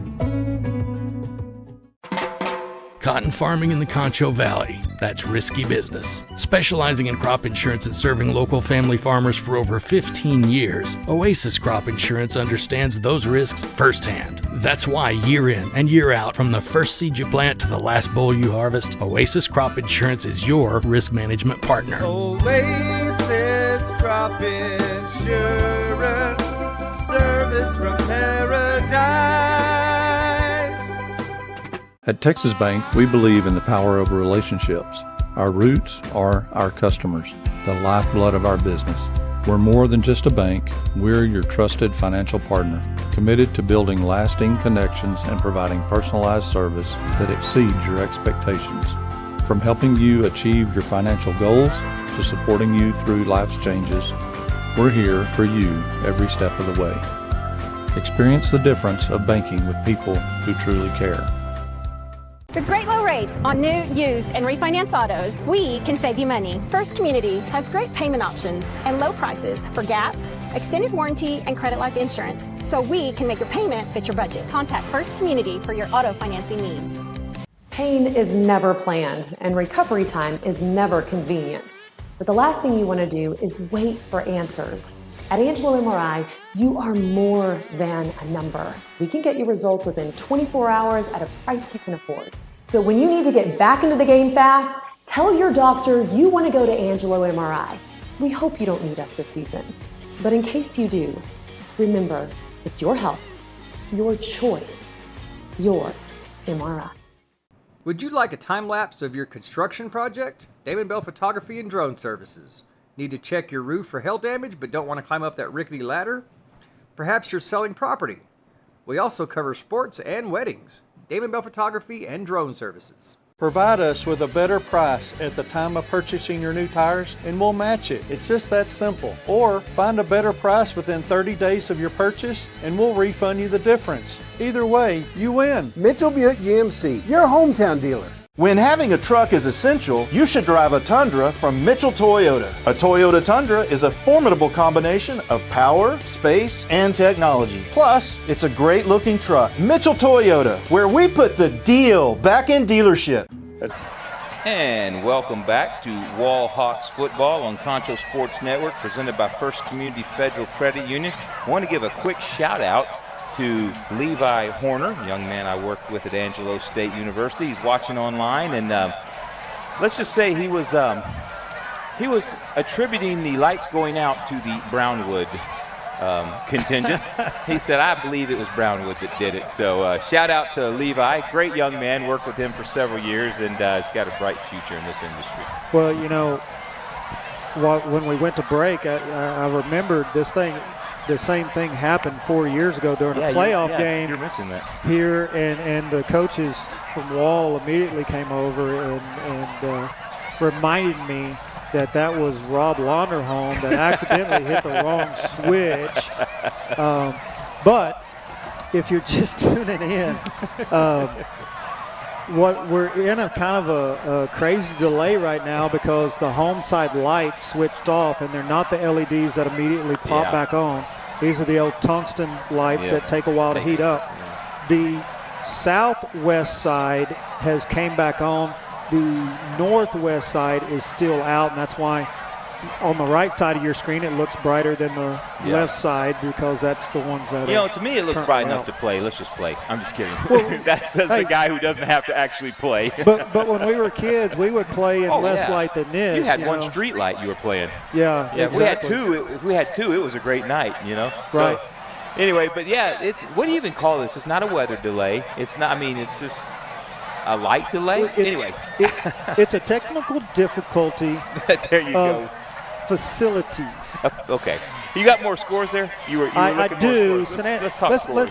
We hit Wall's district. We hit Brownwood's district. Let's look at some San Angelo schools. Right now, TLCA is getting beat by Cisco 55-0. San Angelo Lakeview is knotted up at halftime, 14-all with Snyder. Wow. Just, 8 miles away from us right now? Yeah. And then San Angelo Central right now is getting beat by Amarillo Sandys 35-14. Wow, that escalated quickly. That is an Amarillo.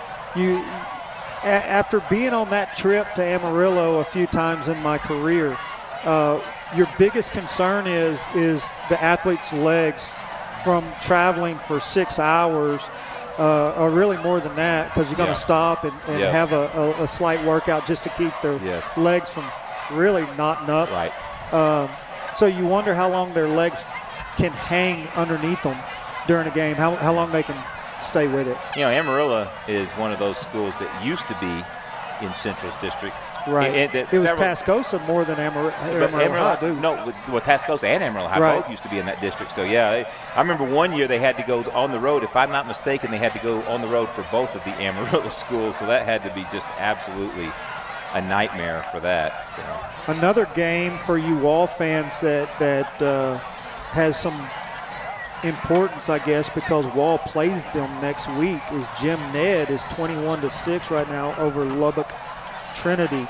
Another one that they're going to play here down the road pretty soon, Midland Greenwood is winning 19-8 over Sweetwater Mustangs. Okay. While we're talking scores, let's talk so while we've got some time here, obviously. Let's talk schedules, upcoming schedules. Both of these schools in their districts will play 4 district games, so you have to fill those non-district schedules. And we mentioned this, and we talked about this. You and I and Coach Slaughter all have talked about this together. Just the absolute murderer's row of non-district play that Wall's playing this year. They had Mason last week, which they won 28-6. Brownwood tonight. Next week, they've got Jim Ned. The week after, they've got Monahans. Both of those will be here at Wallhawk Stadium. And then they go on the road to Sweetwater, and they come back home to play Idalou, and that is district play. So, good gravy. Yeah, that's all their pre-district. Yeah. All of them are ranked, preseason ranked teams. Yeah. And I would think all of them will stay. We are finally starting to get some life out of the Northwest Lights. So, yeah. Now, as a coach, you got to think, okay, well, how do I get my kids' minds back into the battle that they're about to have? Right. So while we're talking, let's go back to schedule for just a moment. Yeah. Kind of finish up this thought.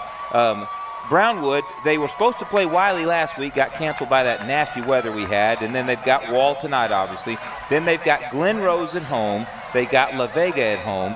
They go on the road to China Spring. Then they've got Ingleside at home.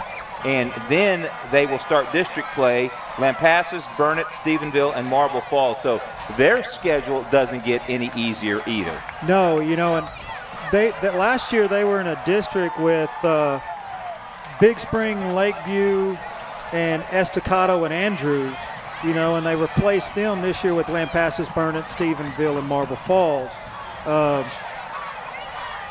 On paper, that's a slight increase in who you have to play in district to some extent. Right. So now lights look like they're starting to warm up a little bit. Folks are getting back on the field now. And so, 15-minute, 20-minute delay, you think? About 15 for sure. People at home with a clock right in front of them are probably telling us exactly. But, just the feeling was 15 to 20 minutes. Here's, with all that time, you've got a 3rd and 15 call. Yeah. I'm curious to see what Brownwood came up with in 15 to 20 minutes. 10:47 left here as we are just underway in the third quarter before everything went to Hades in a handbasket out here in Wall America. And so now third, as you said. Hey, it's the grid, man. It's the grid. Now let's just say that. And so now Colson in the shotgun. And he retreats, and here comes the Wall Hawk rush, and he gets away and throws, it's going to be and it's just caught, short, but that's though. going to be short. That's a makeable 4th down if the Lions want to go for it. Well, yeah, with Trey Mosley, who can fall forward for 3 yards. Yeah.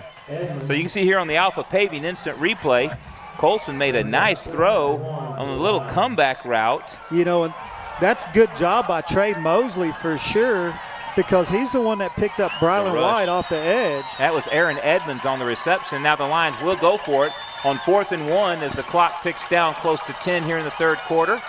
And chances are that Mosley will get this handoff. And now there it is right there. And Mosley breaks it to the near side. He's still running free. And that's a hold. He's free. That's going to come back from a hold. Is there? Yep, there's Laundry. There it is. There's Laundry. Yeah, you're going to see it right on the edge of your screen. But once again, they get right back into a tight end set, and they get an outside on the defensive end here. There is no force outside here. That makes it pretty easy, but you're going to see number 10 right here on 6. Hold him. He's trying to get away right there. Yep. And so now it leaves us roofing and solar penalty. Will march Brownwood back. Let's see. So is that on holding downfield like that? Is that a spot? Is it marked off from the spot or from the line of scrimmage? But so what I'm wondering is, will Brownwood still have that first down? Yeah, it should still be a first down because it was past the 10-yard penalty. Right. And it is. So Oasis Crop Insurance first down for the Lions at their own 46, but not the big gain inside the Hawks 40. So once again, they've got to figure out a solution for that tight end set. So now you see it again here. Yep. Colson looks over at the sideline and now sets up in the pistol with Mosley behind him. And now it's just a straight handoff to Mosley, who cuts it to the near side. And again, like you said, no seal on that edge. No seal on the edge. Now that one right there might have been a well-placed hold on number 12, Brylan White, by the right tackle. Now he does a really good job of holding just long enough that he can't make a tackle, but he's not being seen either. Yeah. And that's taught. I mean, we taught it too. Yeah. That's very good coaching by their O-line. And that's an Oasis Crop Insurance first down at the Wall Hawk 43-yard line for the Lions. And now Colson approaches the line and gives a little last-minute instructions, and now sets up with Mosley to his left. And now the snap comes back, and now the deep route down that sideline. It's going to be, almost picked. Nice coverage on the play. And that looked like that was Mason Rutledge, number 26. It was. Carson Noe, the intended receiver, and Mason Rutledge, as you said, he had good coverage. You just wish he would have brought that pick down. Oh, he had it in his hands and just couldn't hang on. Alpha Paving instant replay. So with 9:42 left in the third, we've got 2nd and 10 for Brownwood.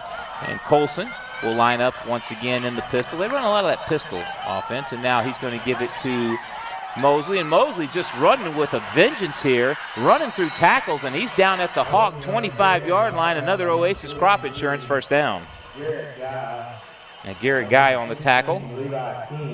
You know, and there was people there, throwing. They just weren't making, like right here, Brady Neal throws, but doesn't wrap what he sees, and he gains another 5 yards. And Mosley's just now he's running downhill right now. He's just absolutely running through tackles. And now 1st and 10 with 9:14 and counting here in the third quarter. And Colson. Brownwood's O-line is doing a great job. They average. And a deep fade route again to the end zone. And that one once again, Mason Rutledge has it in his hands, and Noe becomes a defender and knocks it out. Yep. So, again, great coverage on, as you see here on the Alpha Paving instant replay. Good coverage once again by Rutledge.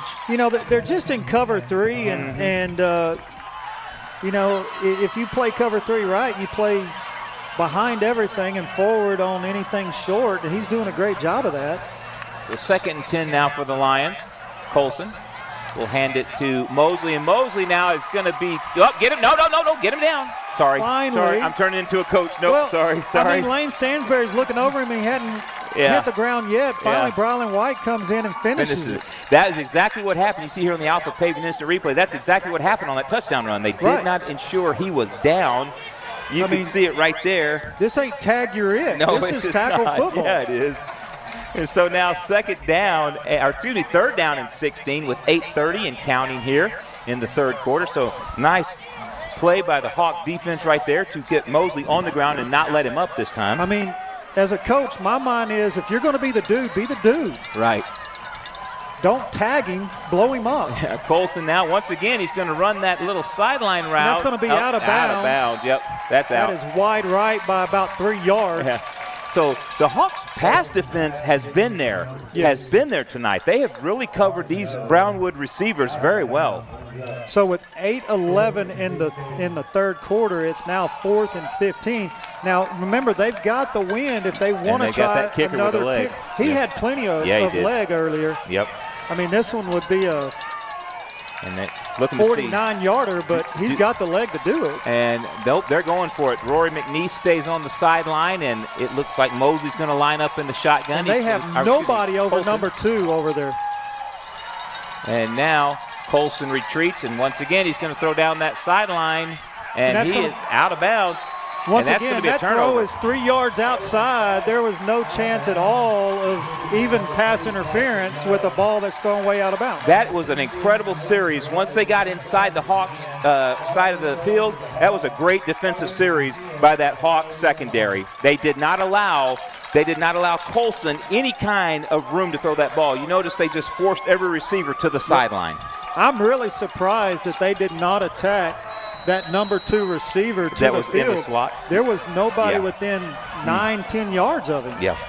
So on the Alpha Paving instant replay, you saw that stop and a turnover on downs, and the Hawks will scrimmage now from their own 31-yard line as receiver in motion.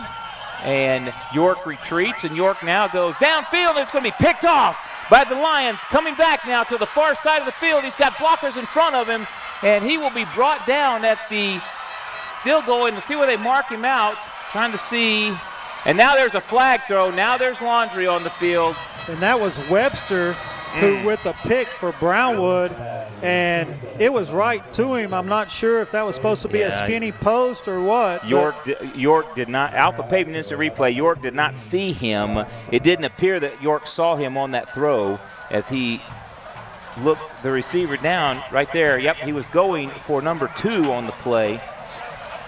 Yeah, I mean, he threw right into triple coverage. He did. That was, going for Kellen Oliver on that one. And now what's the call? Trying to see what the call is over there as they. I'm curious who it's going to be unsportsmanlike. Yeah, it's definitely unsportsmanlike Wall. Wall. They're going to call it both ways. Nope, just one on Wall. So Aliva. That's going to be half the distance. Roofing and Solar penalty flag.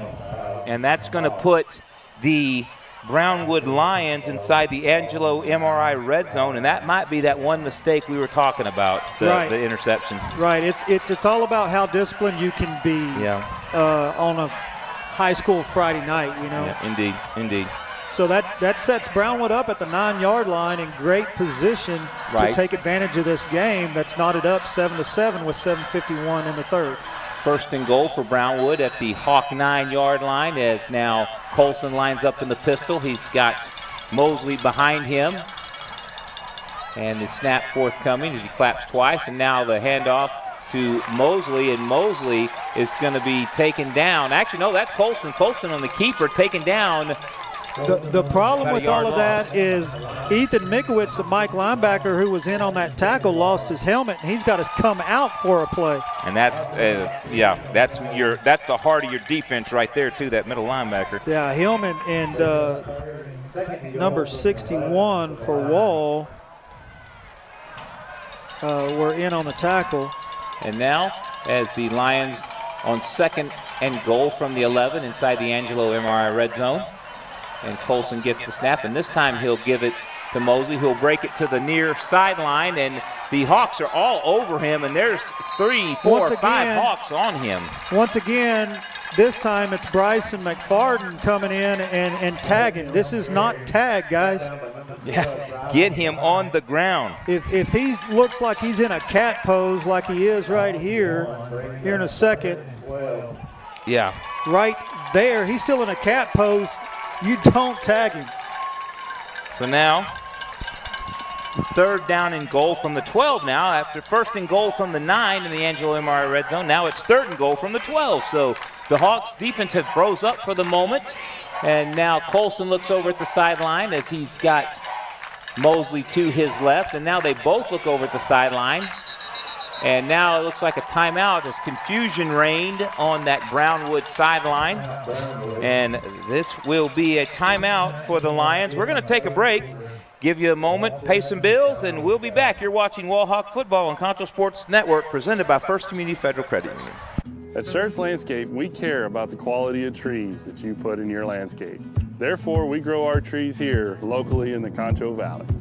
As a certified arborist, I not only care about the quality of your tree being planted, but I am also qualified as a tree risk assessor. I can evaluate the health of an older tree or the risk that it may have to you and your property. Come see us at Schertz Landscape, where we care about the quality of your trees. Cotton farming in the Concho Valley, that's risky business. Specializing in crop insurance and serving local family farmers for over 15 years, Oasis Crop Insurance understands those risks firsthand. That's why year in and year out, from the first seed you plant to the last boll you harvest, Oasis Crop Insurance is your risk management partner. Oasis Crop Insurance, service from paradise.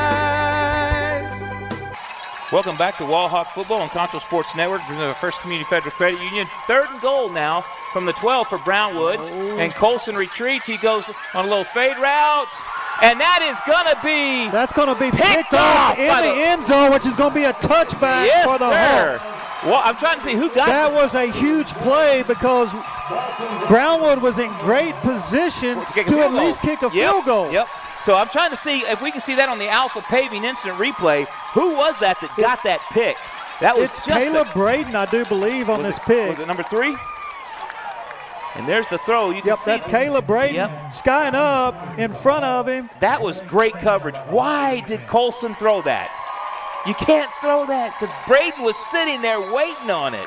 Anywho, so now the turnover, and Wall Hawks, they'll scrimmage from their own 20-yard line with 6:14 left here in the third quarter. Score remains tied at 7.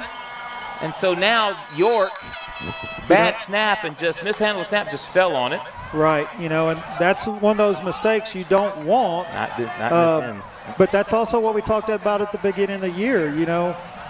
You've got chances to make big plays, but you also have chances that negative plays could be bigger than just a yard or 2. Right. So now 2nd down and 15, and it's just a straight handoff, and looks like no gain on the play. Tackled at the 15-yard line. So with 5:37 and counting in the third, Wall is looking at 4th and 15, which is obviously a punt situation. They're trying to get to the fourth quarter. They chose to go into the wind of the third, so they're trying to get out of this hole so they can get the wind to their back in the fourth. And now a little tunnel screen out here to number 2, and he's going to be tackled down after just about a yard gain. That was 2. Now, I was wrong. That was 3rd and 15, so that brings up 4th and a long 13 now, which will bring up the punt situation. Kellen Oliver on that tunnel screen. Yes, and Levi King is now back to punt. So the Hawks now on 4th and 14. They get the turnover in the red zone, and but unable to do anything with it. That was a great defensive stand, which is what Brownwood needed to do after a turnover. So now the punt. Great kick. Punt. What a punt, and that's going to be fielded by number 7. That is Raven Prado. He comes to the near sideline. Now he's going to be tackled right at midfield. So the Lions will scrimmage from midfield right at the Hawk logo as 4:30 remains here in the third quarter. So what a game, Larry. What a game we've seen out here today at Hawk Absolutely. Stadium. On this punt, one thing I'm going to give kudos to Brownwood, and here's where I'm giving kudos. I've seen a lot of good shots by Wall, and these Brownwood players are staying up. Yep. They have been in the squat rack. Yep. That's what getting in the squat rack and lifting will do. It'll make you strong enough to withstand those blows. Right.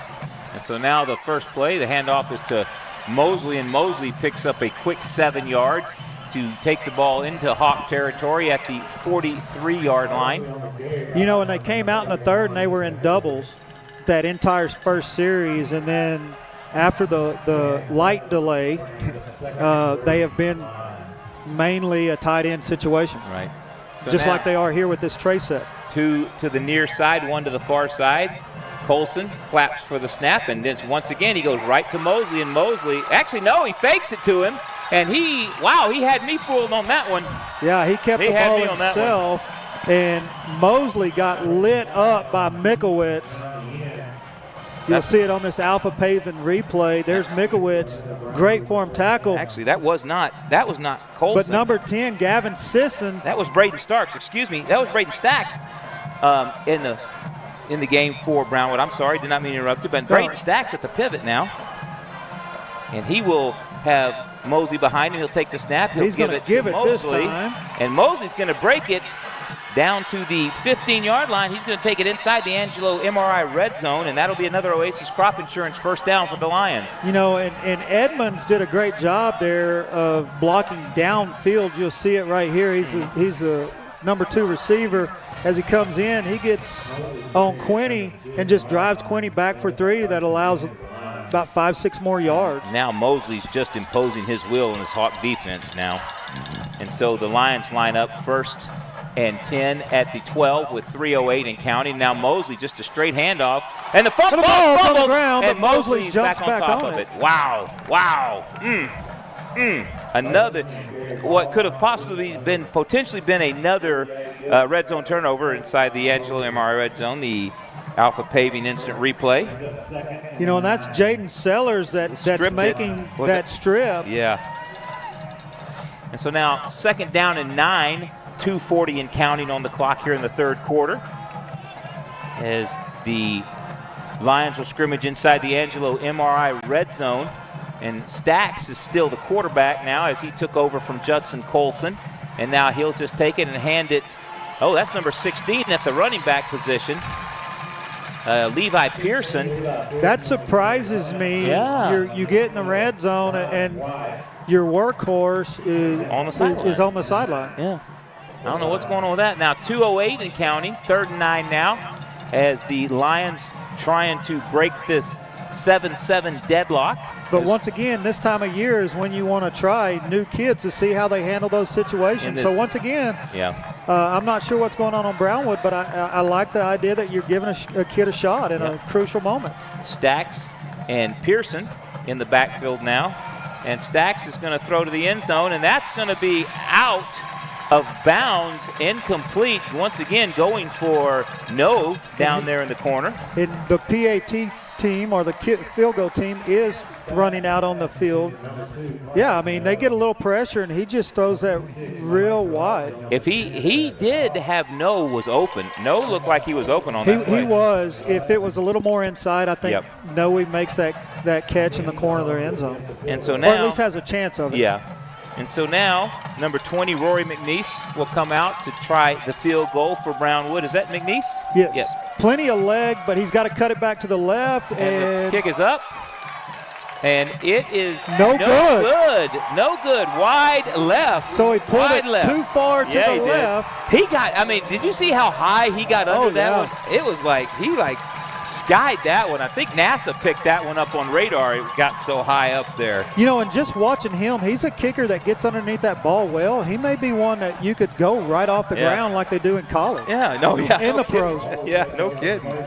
And so now the Hawks take over after the missed field goal. So once again, the slobber knocker continues. Man, this has been just one whale of a game out here at Wall Hawk Stadium tonight in Wall, America.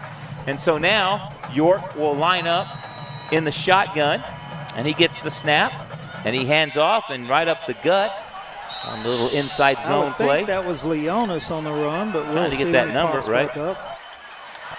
Yep, that was Leonis. Alpha Paving instant replay. Just a little inside zone give, it looked like.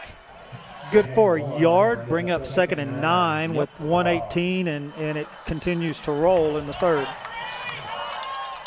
The Hawks trying to move this out of their end of the field here as York drops back and now looks to the far sideline on a little screen, a little slip screen, tunnel screen, whatever you want to call it. Yeah, I like to call them slip screens by number 1. That was Reed. Reed again. I always like using his first name. Reed Robertson. Yeah, he read that one for 4 yards because they really – once again, the Hawks, the Lion defense, they do a really good job of pursuing. He's getting taken down by a D end and an outside linebacker right there. And so now 3rd down and 5 for the Hawks as we're underneath a minute to play here in the third quarter. And York now fakes the handoff, throws it up to number 24. He's going to break a tackle at the 33. He's going to get close to the 40. That may be a hit late, but I don't see a flag. Laundry. You know, and that's a bang-bang. I can understand where they don't throw that. And that's an Oasis Crop Insurance first down. And Alpha Paving instant replay. You can watch this. He threw that over, just lobbed it out there. Trying to see who that was.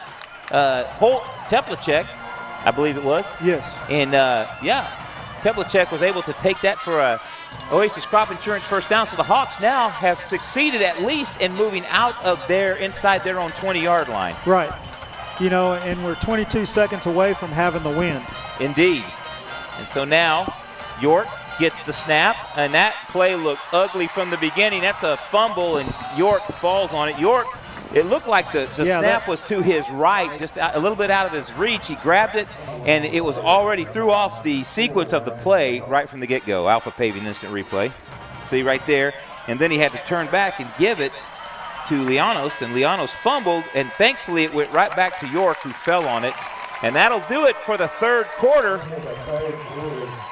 Yeah, no, that play was doomed from the get-go because the timing was totally off. Right.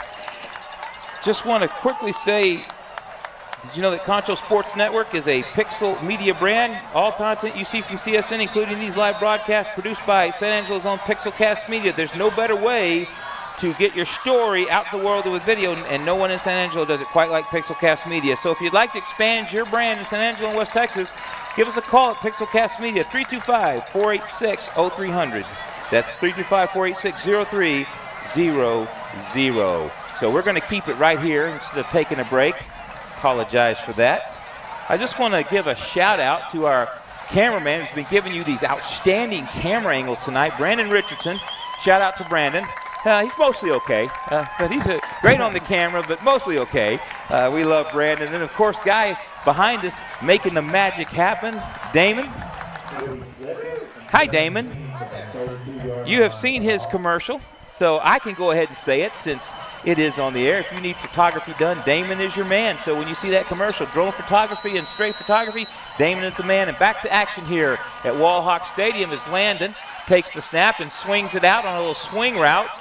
And that's going to go absolutely, actually, he's going to give him 3 yards on the play. I get thrown off by when it comes this side as opposed to the yard markers on the opposite side. Correct, and that looked like that was Brady Neal, number 6, on just a little flare route. But that's going to bring a third and a short trip to Eden. So it's not quite Brady. It's Eden. Third and 20. Eden. Yeah, third and 17. Actually, third and 17 they're calling it, I think, but I thought it was 20 myself. Yeah, and York retreats, and he's going to go deep down the field, and that's going to be incomplete. And I think that's a good no call. Some of the fans in the stands wanted that called, but I think that's a good no call. Once again, I mean, they're playing deep, and they're behind everybody playing forward. Yep. I would have liked to seen it as a secondary guy, and I'm being critical here.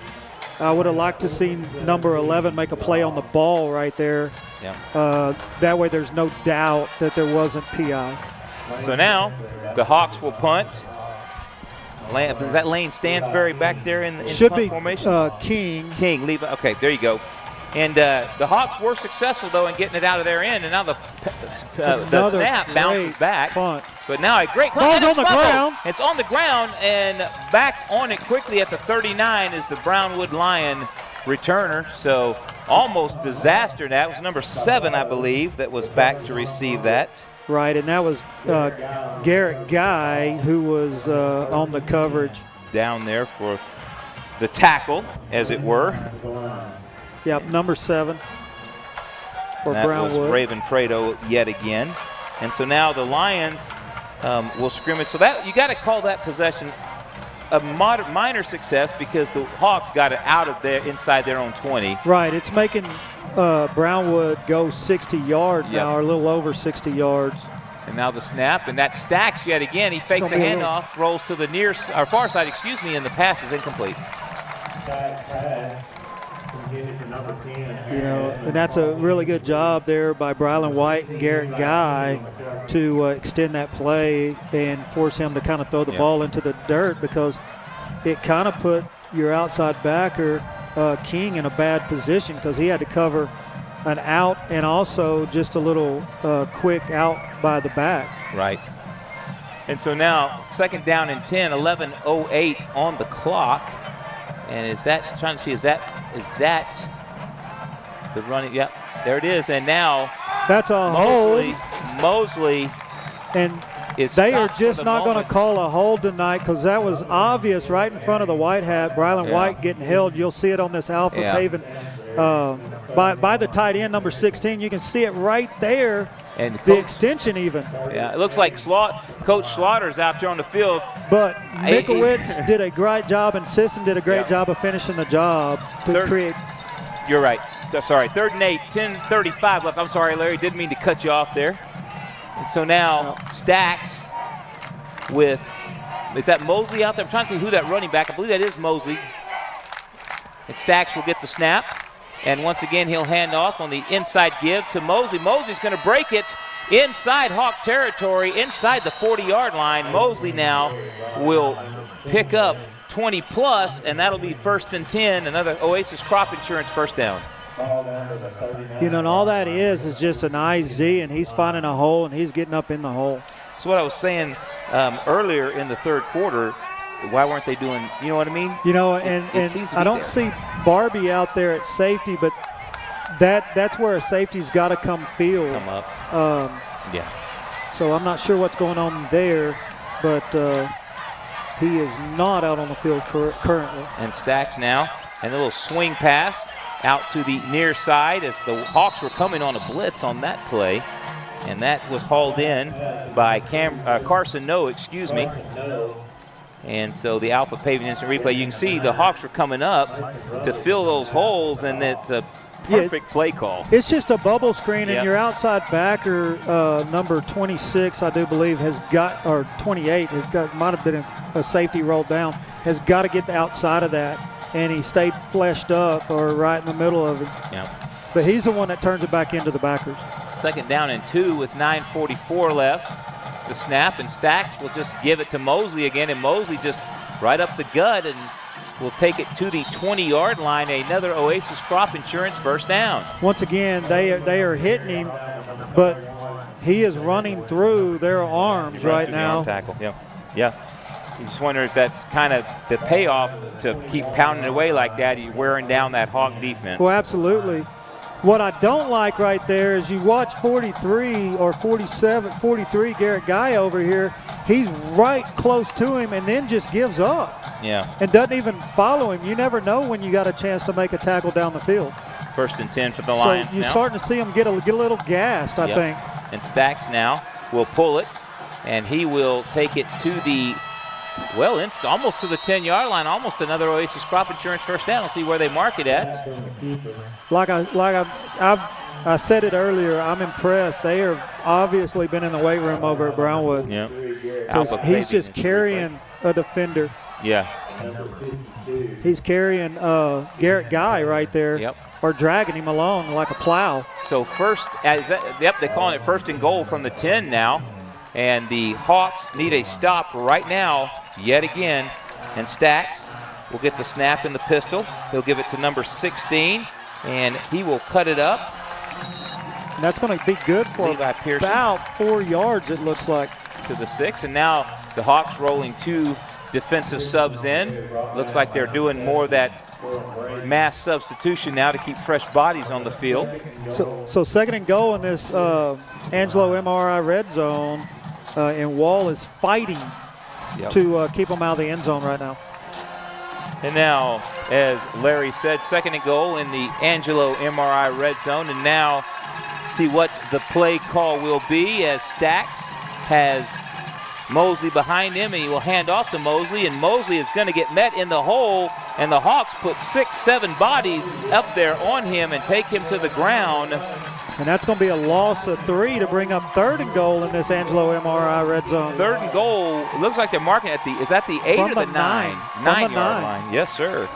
You know, and it'll be interesting to see if they go right back to that formation, because we really had no force over here off of this tight end, but it looks like they're going to a different formation. Looks like they're going to an ace set with 2 tight ends.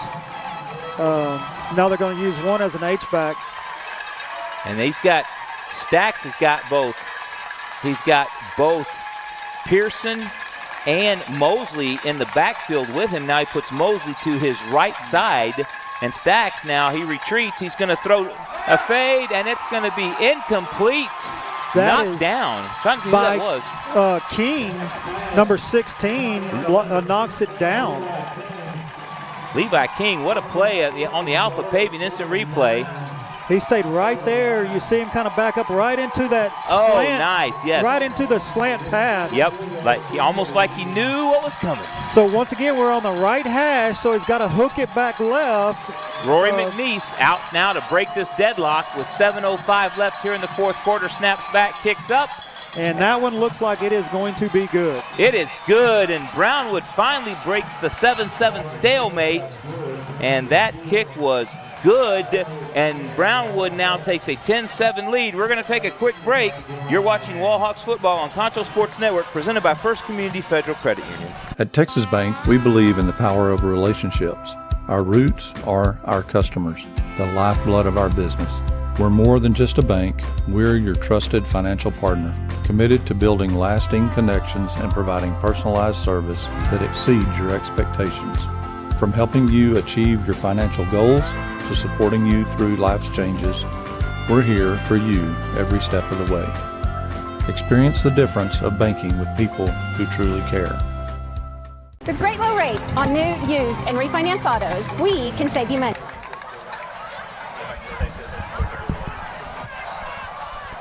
And welcome back to Wall Hawk Football on Concho Sports Network, presented by First Community Federal Credit Union. And the Schurz Landscape Kickoff coming. I want to give a shout out to another friend that just texted some nice words about the broadcast, Tanner Bryant. Thank you, Tanner. Appreciate it.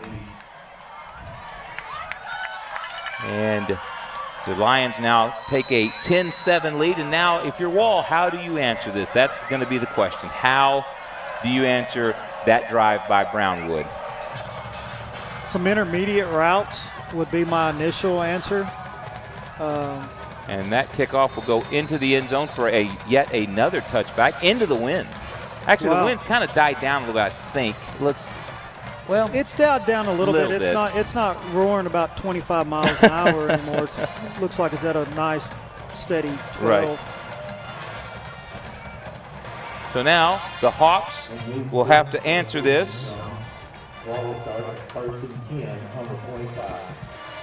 They'll have to answer this field goal by the Lions now as they'll come out 1st and 10 from their own 25-yard line. And once again, Landon York will line up in the shotgun. He takes the snap, hands it off on a sweep. And there is absolutely no room there. No gain. Trying to see who that was on the carry. That was Brady Neal, number 6 on the carry. You see it right here. They're just looking to zone block out there with an outside zone. And the corner comes up and kind of creates an edge, a forced edge. 2nd and 10 now as York retreats and looks to the near sideline and throws it to Levi King, number 16. Who slipped and fell. He had some running, looked like he had some running room, but just couldn't keep his feet. So be a 3rd down and 9 now. 6:15 left in the game. The Hawks desperately need to pick this 1st down up. I don't think you're in desperation territory yet. No, not at 6 minutes.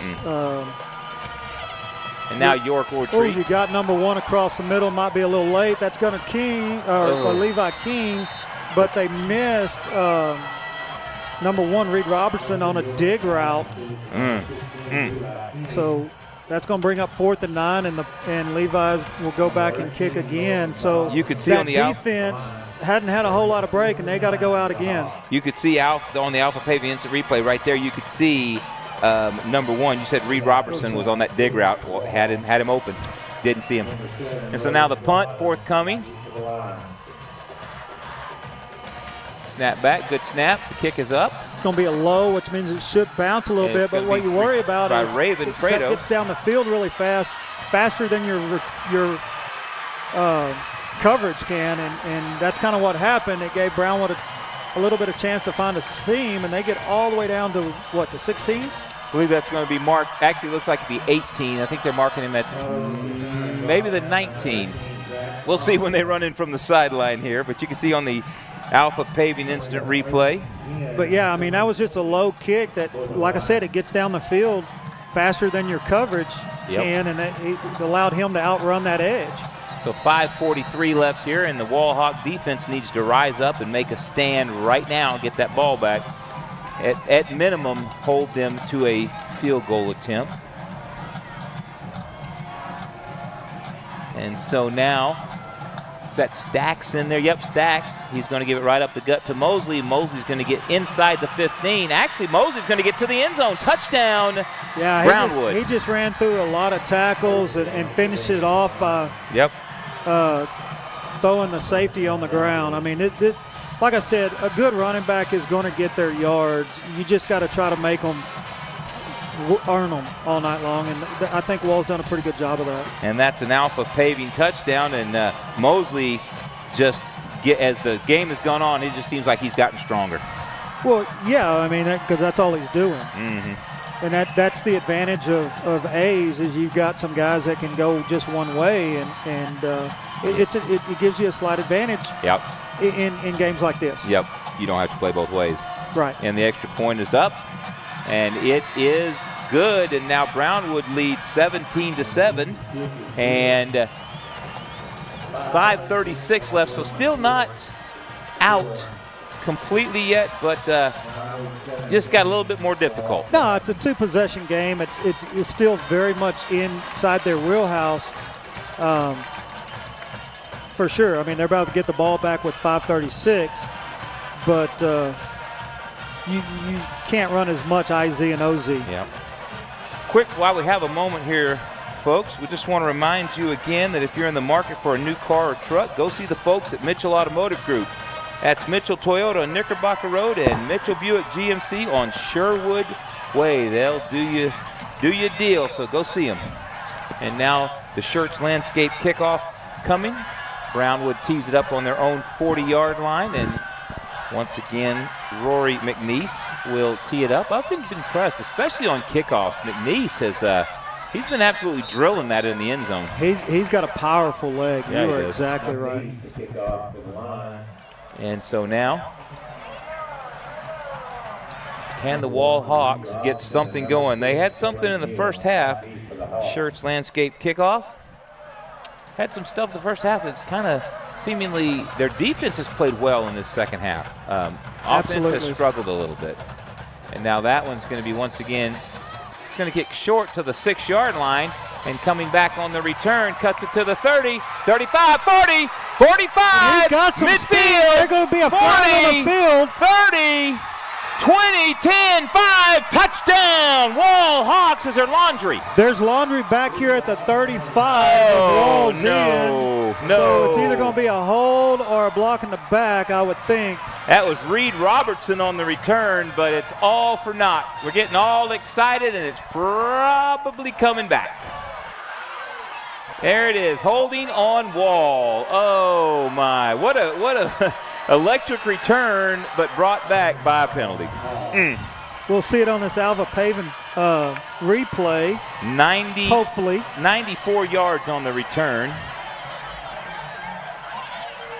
Yeah, I'm going to say it's probably one that just came in the screen. Yeah, I think off so. Of number 18 for Wall. Yeah. Might have held him up just a little bit. That'd be Zach Romfeld.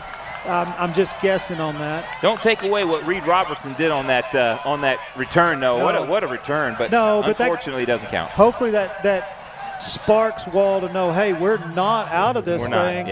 Any play, and that, I mean, you're a play away from being a one-possession field goal game. Right. So now York gets the snap, and now he's going to throw it to the 37-yard line where there was no receiver in the area. And so that's going to bring up second down.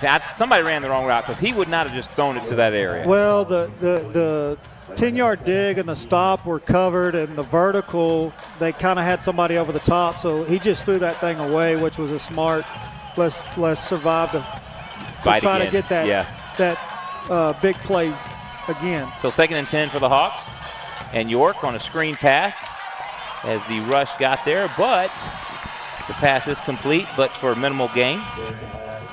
In fact, that looks like they're going to make it a 1-yard loss on that screen. Alpha Paving instant replay, you can see.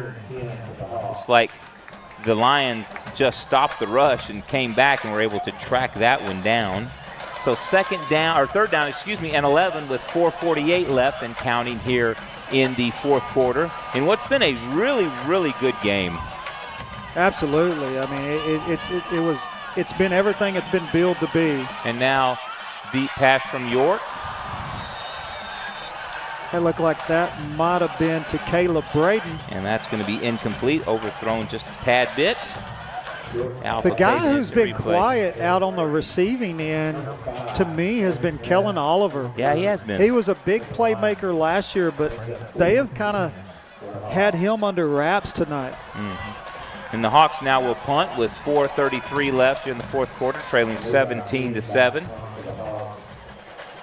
And stay tuned after the game, folks. We'll do a quick post-game wrap-up and let you know what's up going forward. And now the punt after the snap is going to roll down there, and Raven Prado is thinking about touching it, and he gets away from it for the moment, and the Hawks will kill it at the 33-yard line.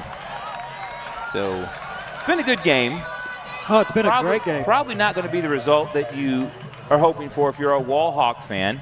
And honestly, if you're Brownwood, you may be a little concerned at this. You get the W walking out of here, but there's been some plays you had opportunities that you missed on. Yes, I mean, and you've got a really good field goal kicker who missed 2 field goals. Now, one, granted, was 47 or 44 yards. Right.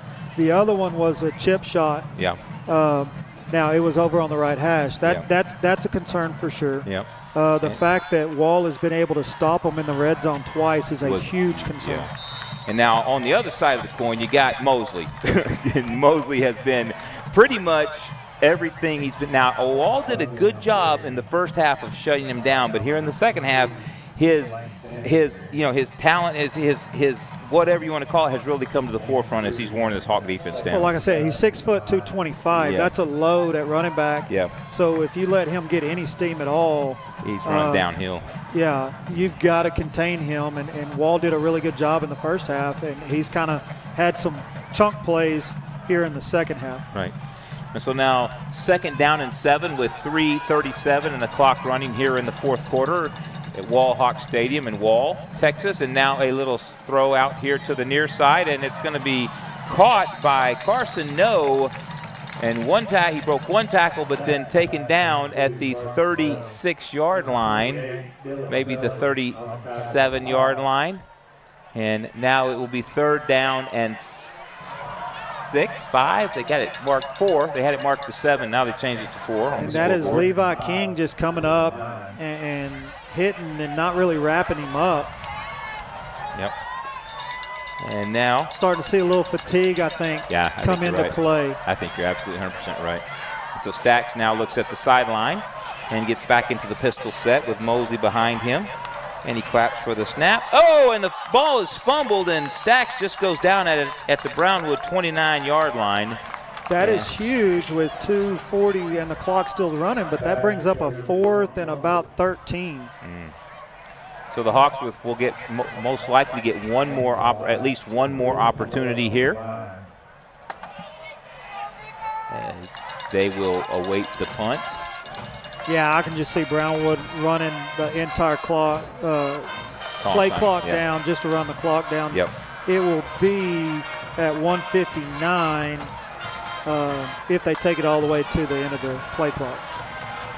And so now 5 left on the play clock, 2:02 and counting. The snap comes back. The punt is way lifted high, but not deep, and now it's going to be out. It almost hits the official on top of the head, so he should have a good idea where the ball went out.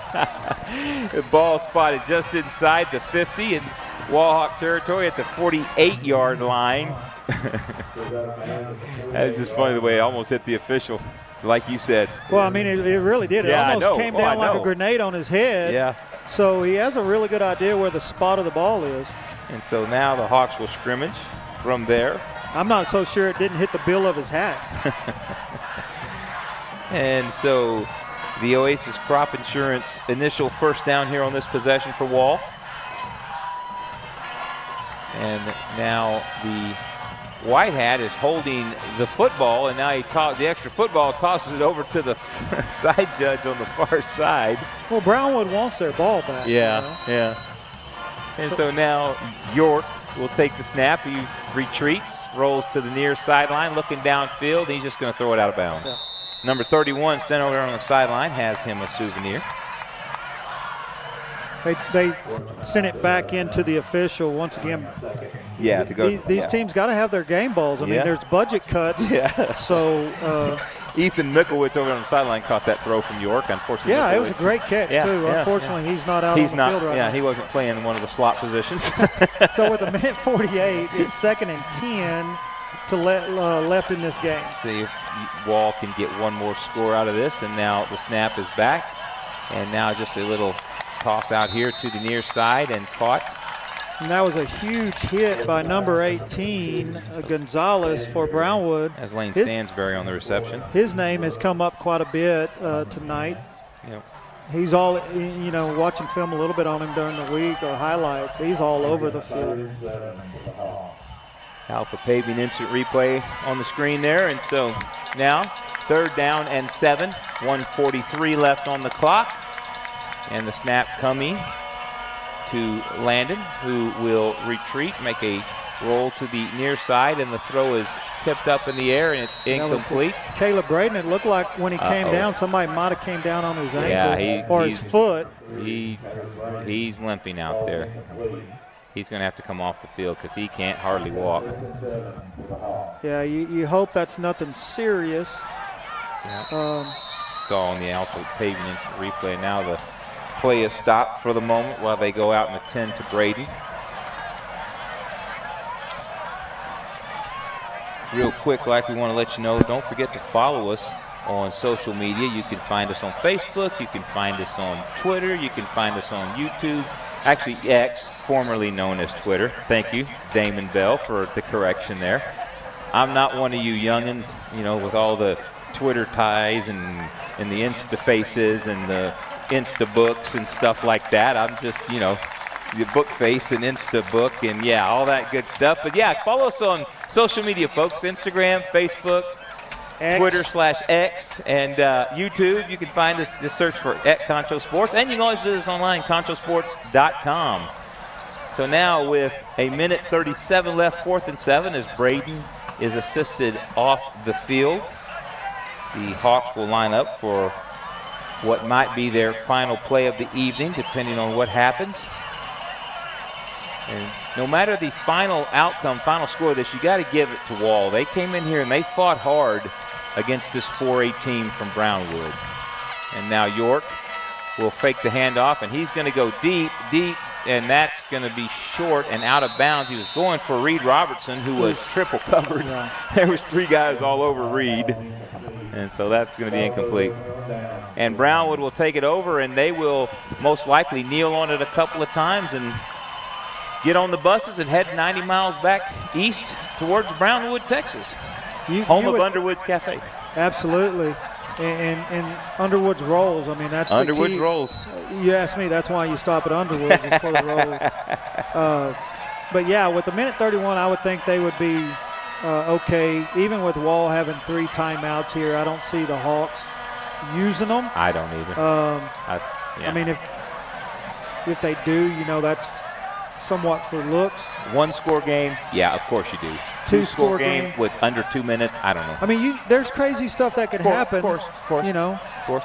And so the Lions will line up in a pistol formation now in stacks. He'll just simply turn and hand it to Mosley. And Mosley's going to take it to the far sideline. He'll keep it inside the numbers, though, and go down, and that's a gain of 5 on the play. And 2nd down. Yeah. And as soon as this one's concluded, folks, stay tuned for just a few minutes. We'll recap the action tonight in our post-game show and let you know what's coming up next. And generally just hopefully you've smiled, hopefully you've stayed tuned in, and hopefully you've laughed a little bit at some of the nonsense. And hopefully we gave you some kind of football knowledge tonight, football insights here, or at least Larry did. Second down and 6.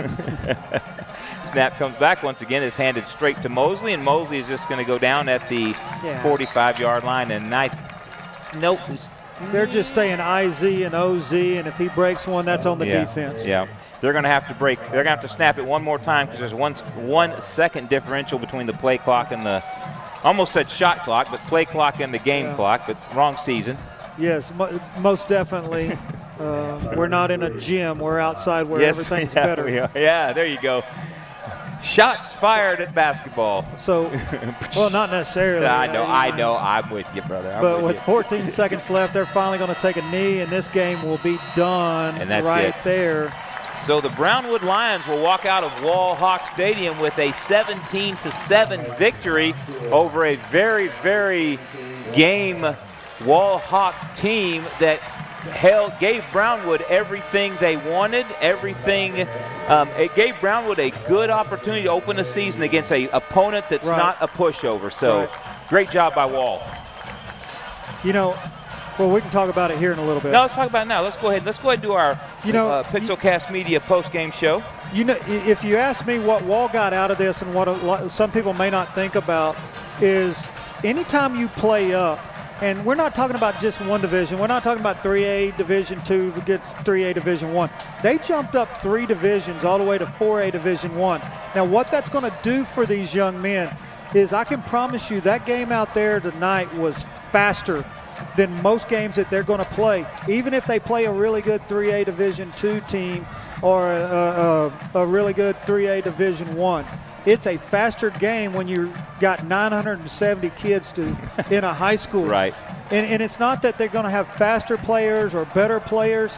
Right. It's going to they've got more coaches for one. Right. Yeah, to that's teach a big technique. thing. Yeah, that's a big thing right there. And when you've got that many coaches that can teach technique, and the players do those techniques over and over and over, they become faster at it. Right. You're right. 100%. They're just more efficient, so the game's faster. Yep. Wall, and it's one of those things when you do something that may be past what you think your skill level is, it elevates your skill level. So being in a faster game, and this is one of the things that I loved about Coach Slaughter scheduling this game, is that it was going to be a faster game, and Wall would have to play a faster game, and once you do it, it's normal. It's not new anymore to you. Yeah. So they're naturally going to play faster, and where you're going to see this take advantage is in the second, third, fourth round, where they're trying to get past into the fifth round. You do that by playing people that are like a Brownwood. Right. Yeah, exactly. No, you're 100% correct. And take nothing away from Brownwood tonight. They came in here and they were shut down. Let's just be honest. They were pretty much shut down through most of 3 quarters, and they just kept running their offense. They kept running what they knew or what they thought would work, and then in that 4th quarter, they finally broke through, put 10 points on the board, and walked out of here with the victory. Let's talk a little bit. Who jumped off wall-wise? Who jumped off the field at you tonight? Lane Stansberry on defense in the first half was just lights out. He made a lot of big plays. I felt like coming in that the defensive line was going to have to play a really good game, and the offensive line was going to have to play a big game. They were my keys to this game, and for 3 quarters they did a phenomenal job. Right. And then I think they just got worn down a little bit. I think so too. Yeah. Won by take nothing. It was going to be a battle. Any game like this where you're talking about 2 high-caliber teams, it always comes down to the men in the trenches. Right, 100%. Yep. Brownwood's trenches did a great job, and Wall's trenches did a great job all night long. But defensively, Stansberry and Mikowitz always had great games. And Brylan White made some massive hits tonight, which is what you want. When you get the shot, you take the shot. Right, exactly. And he did it. So let's look forward real quick. Next week, Wall will be once again here in Wall Hawk Stadium against GymNet, another tough non-district. I'm talking college now, non-district opponent. Brownwood will return home and play Glen Rose, also a tough non-district opponent. So those will be on the slate for both of these teams. So we're going to go ahead and close this one out tonight. The Wall Hawks put up a game effort, but were unable to overcome Brownwood. Really, let's talk depth, and we'll walk out of here on the short end of the 17-7 score. What you take away from this game is defenses win championships, and Wall's defense stepped up over and over and over. So in the grand scheme of things, I think they're well on to one of their goals, which is getting out of region into the semis. Right. Now, I'm going to talk that. I'll take it to the bank. I'll talk it right now. They're on their way to do that as long as they can stay healthy and keep playing lights out like they did tonight. Brownwood, great program. Right. They proved it tonight. They got the win by 10. Yep. All right. But I promise you, Wall got better tonight because of Brownwood, and I think Brownwood got better because of Wall's tenacity on defense. Agreed, sure. 100%. I want to say once again thank you to Brandon Richardson, running the camera, giving you great views tonight. Also, Damon Bell. Thank you, Damon, running the production, switching to the Alpha Paving Instant Replays. We want to thank our sponsors, Oasis Crop Insurance, Absolutely. Shirks Landscape, Olivas Roofing and Solar, Angelo MRI, Alpha Paving, and, of course, Pixel Cast Media and First Community Federal Credit Union, our game sponsor. I just want to say thank you so much for tuning in and watching tonight. Hope you enjoyed it. Hope it made your night a little better, even though maybe if you're a Wall Hawk fan, you didn't like seeing the Hawks lose. And if you're a Brownwood Lion fan, you're going to go to bed happy tonight. So, Larry, as always, man, it's been a pleasure.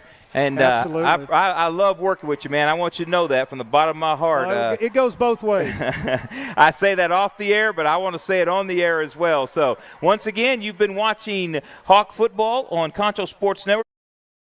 Credit Union. Take care. God bless. Good night. We'll see you next week.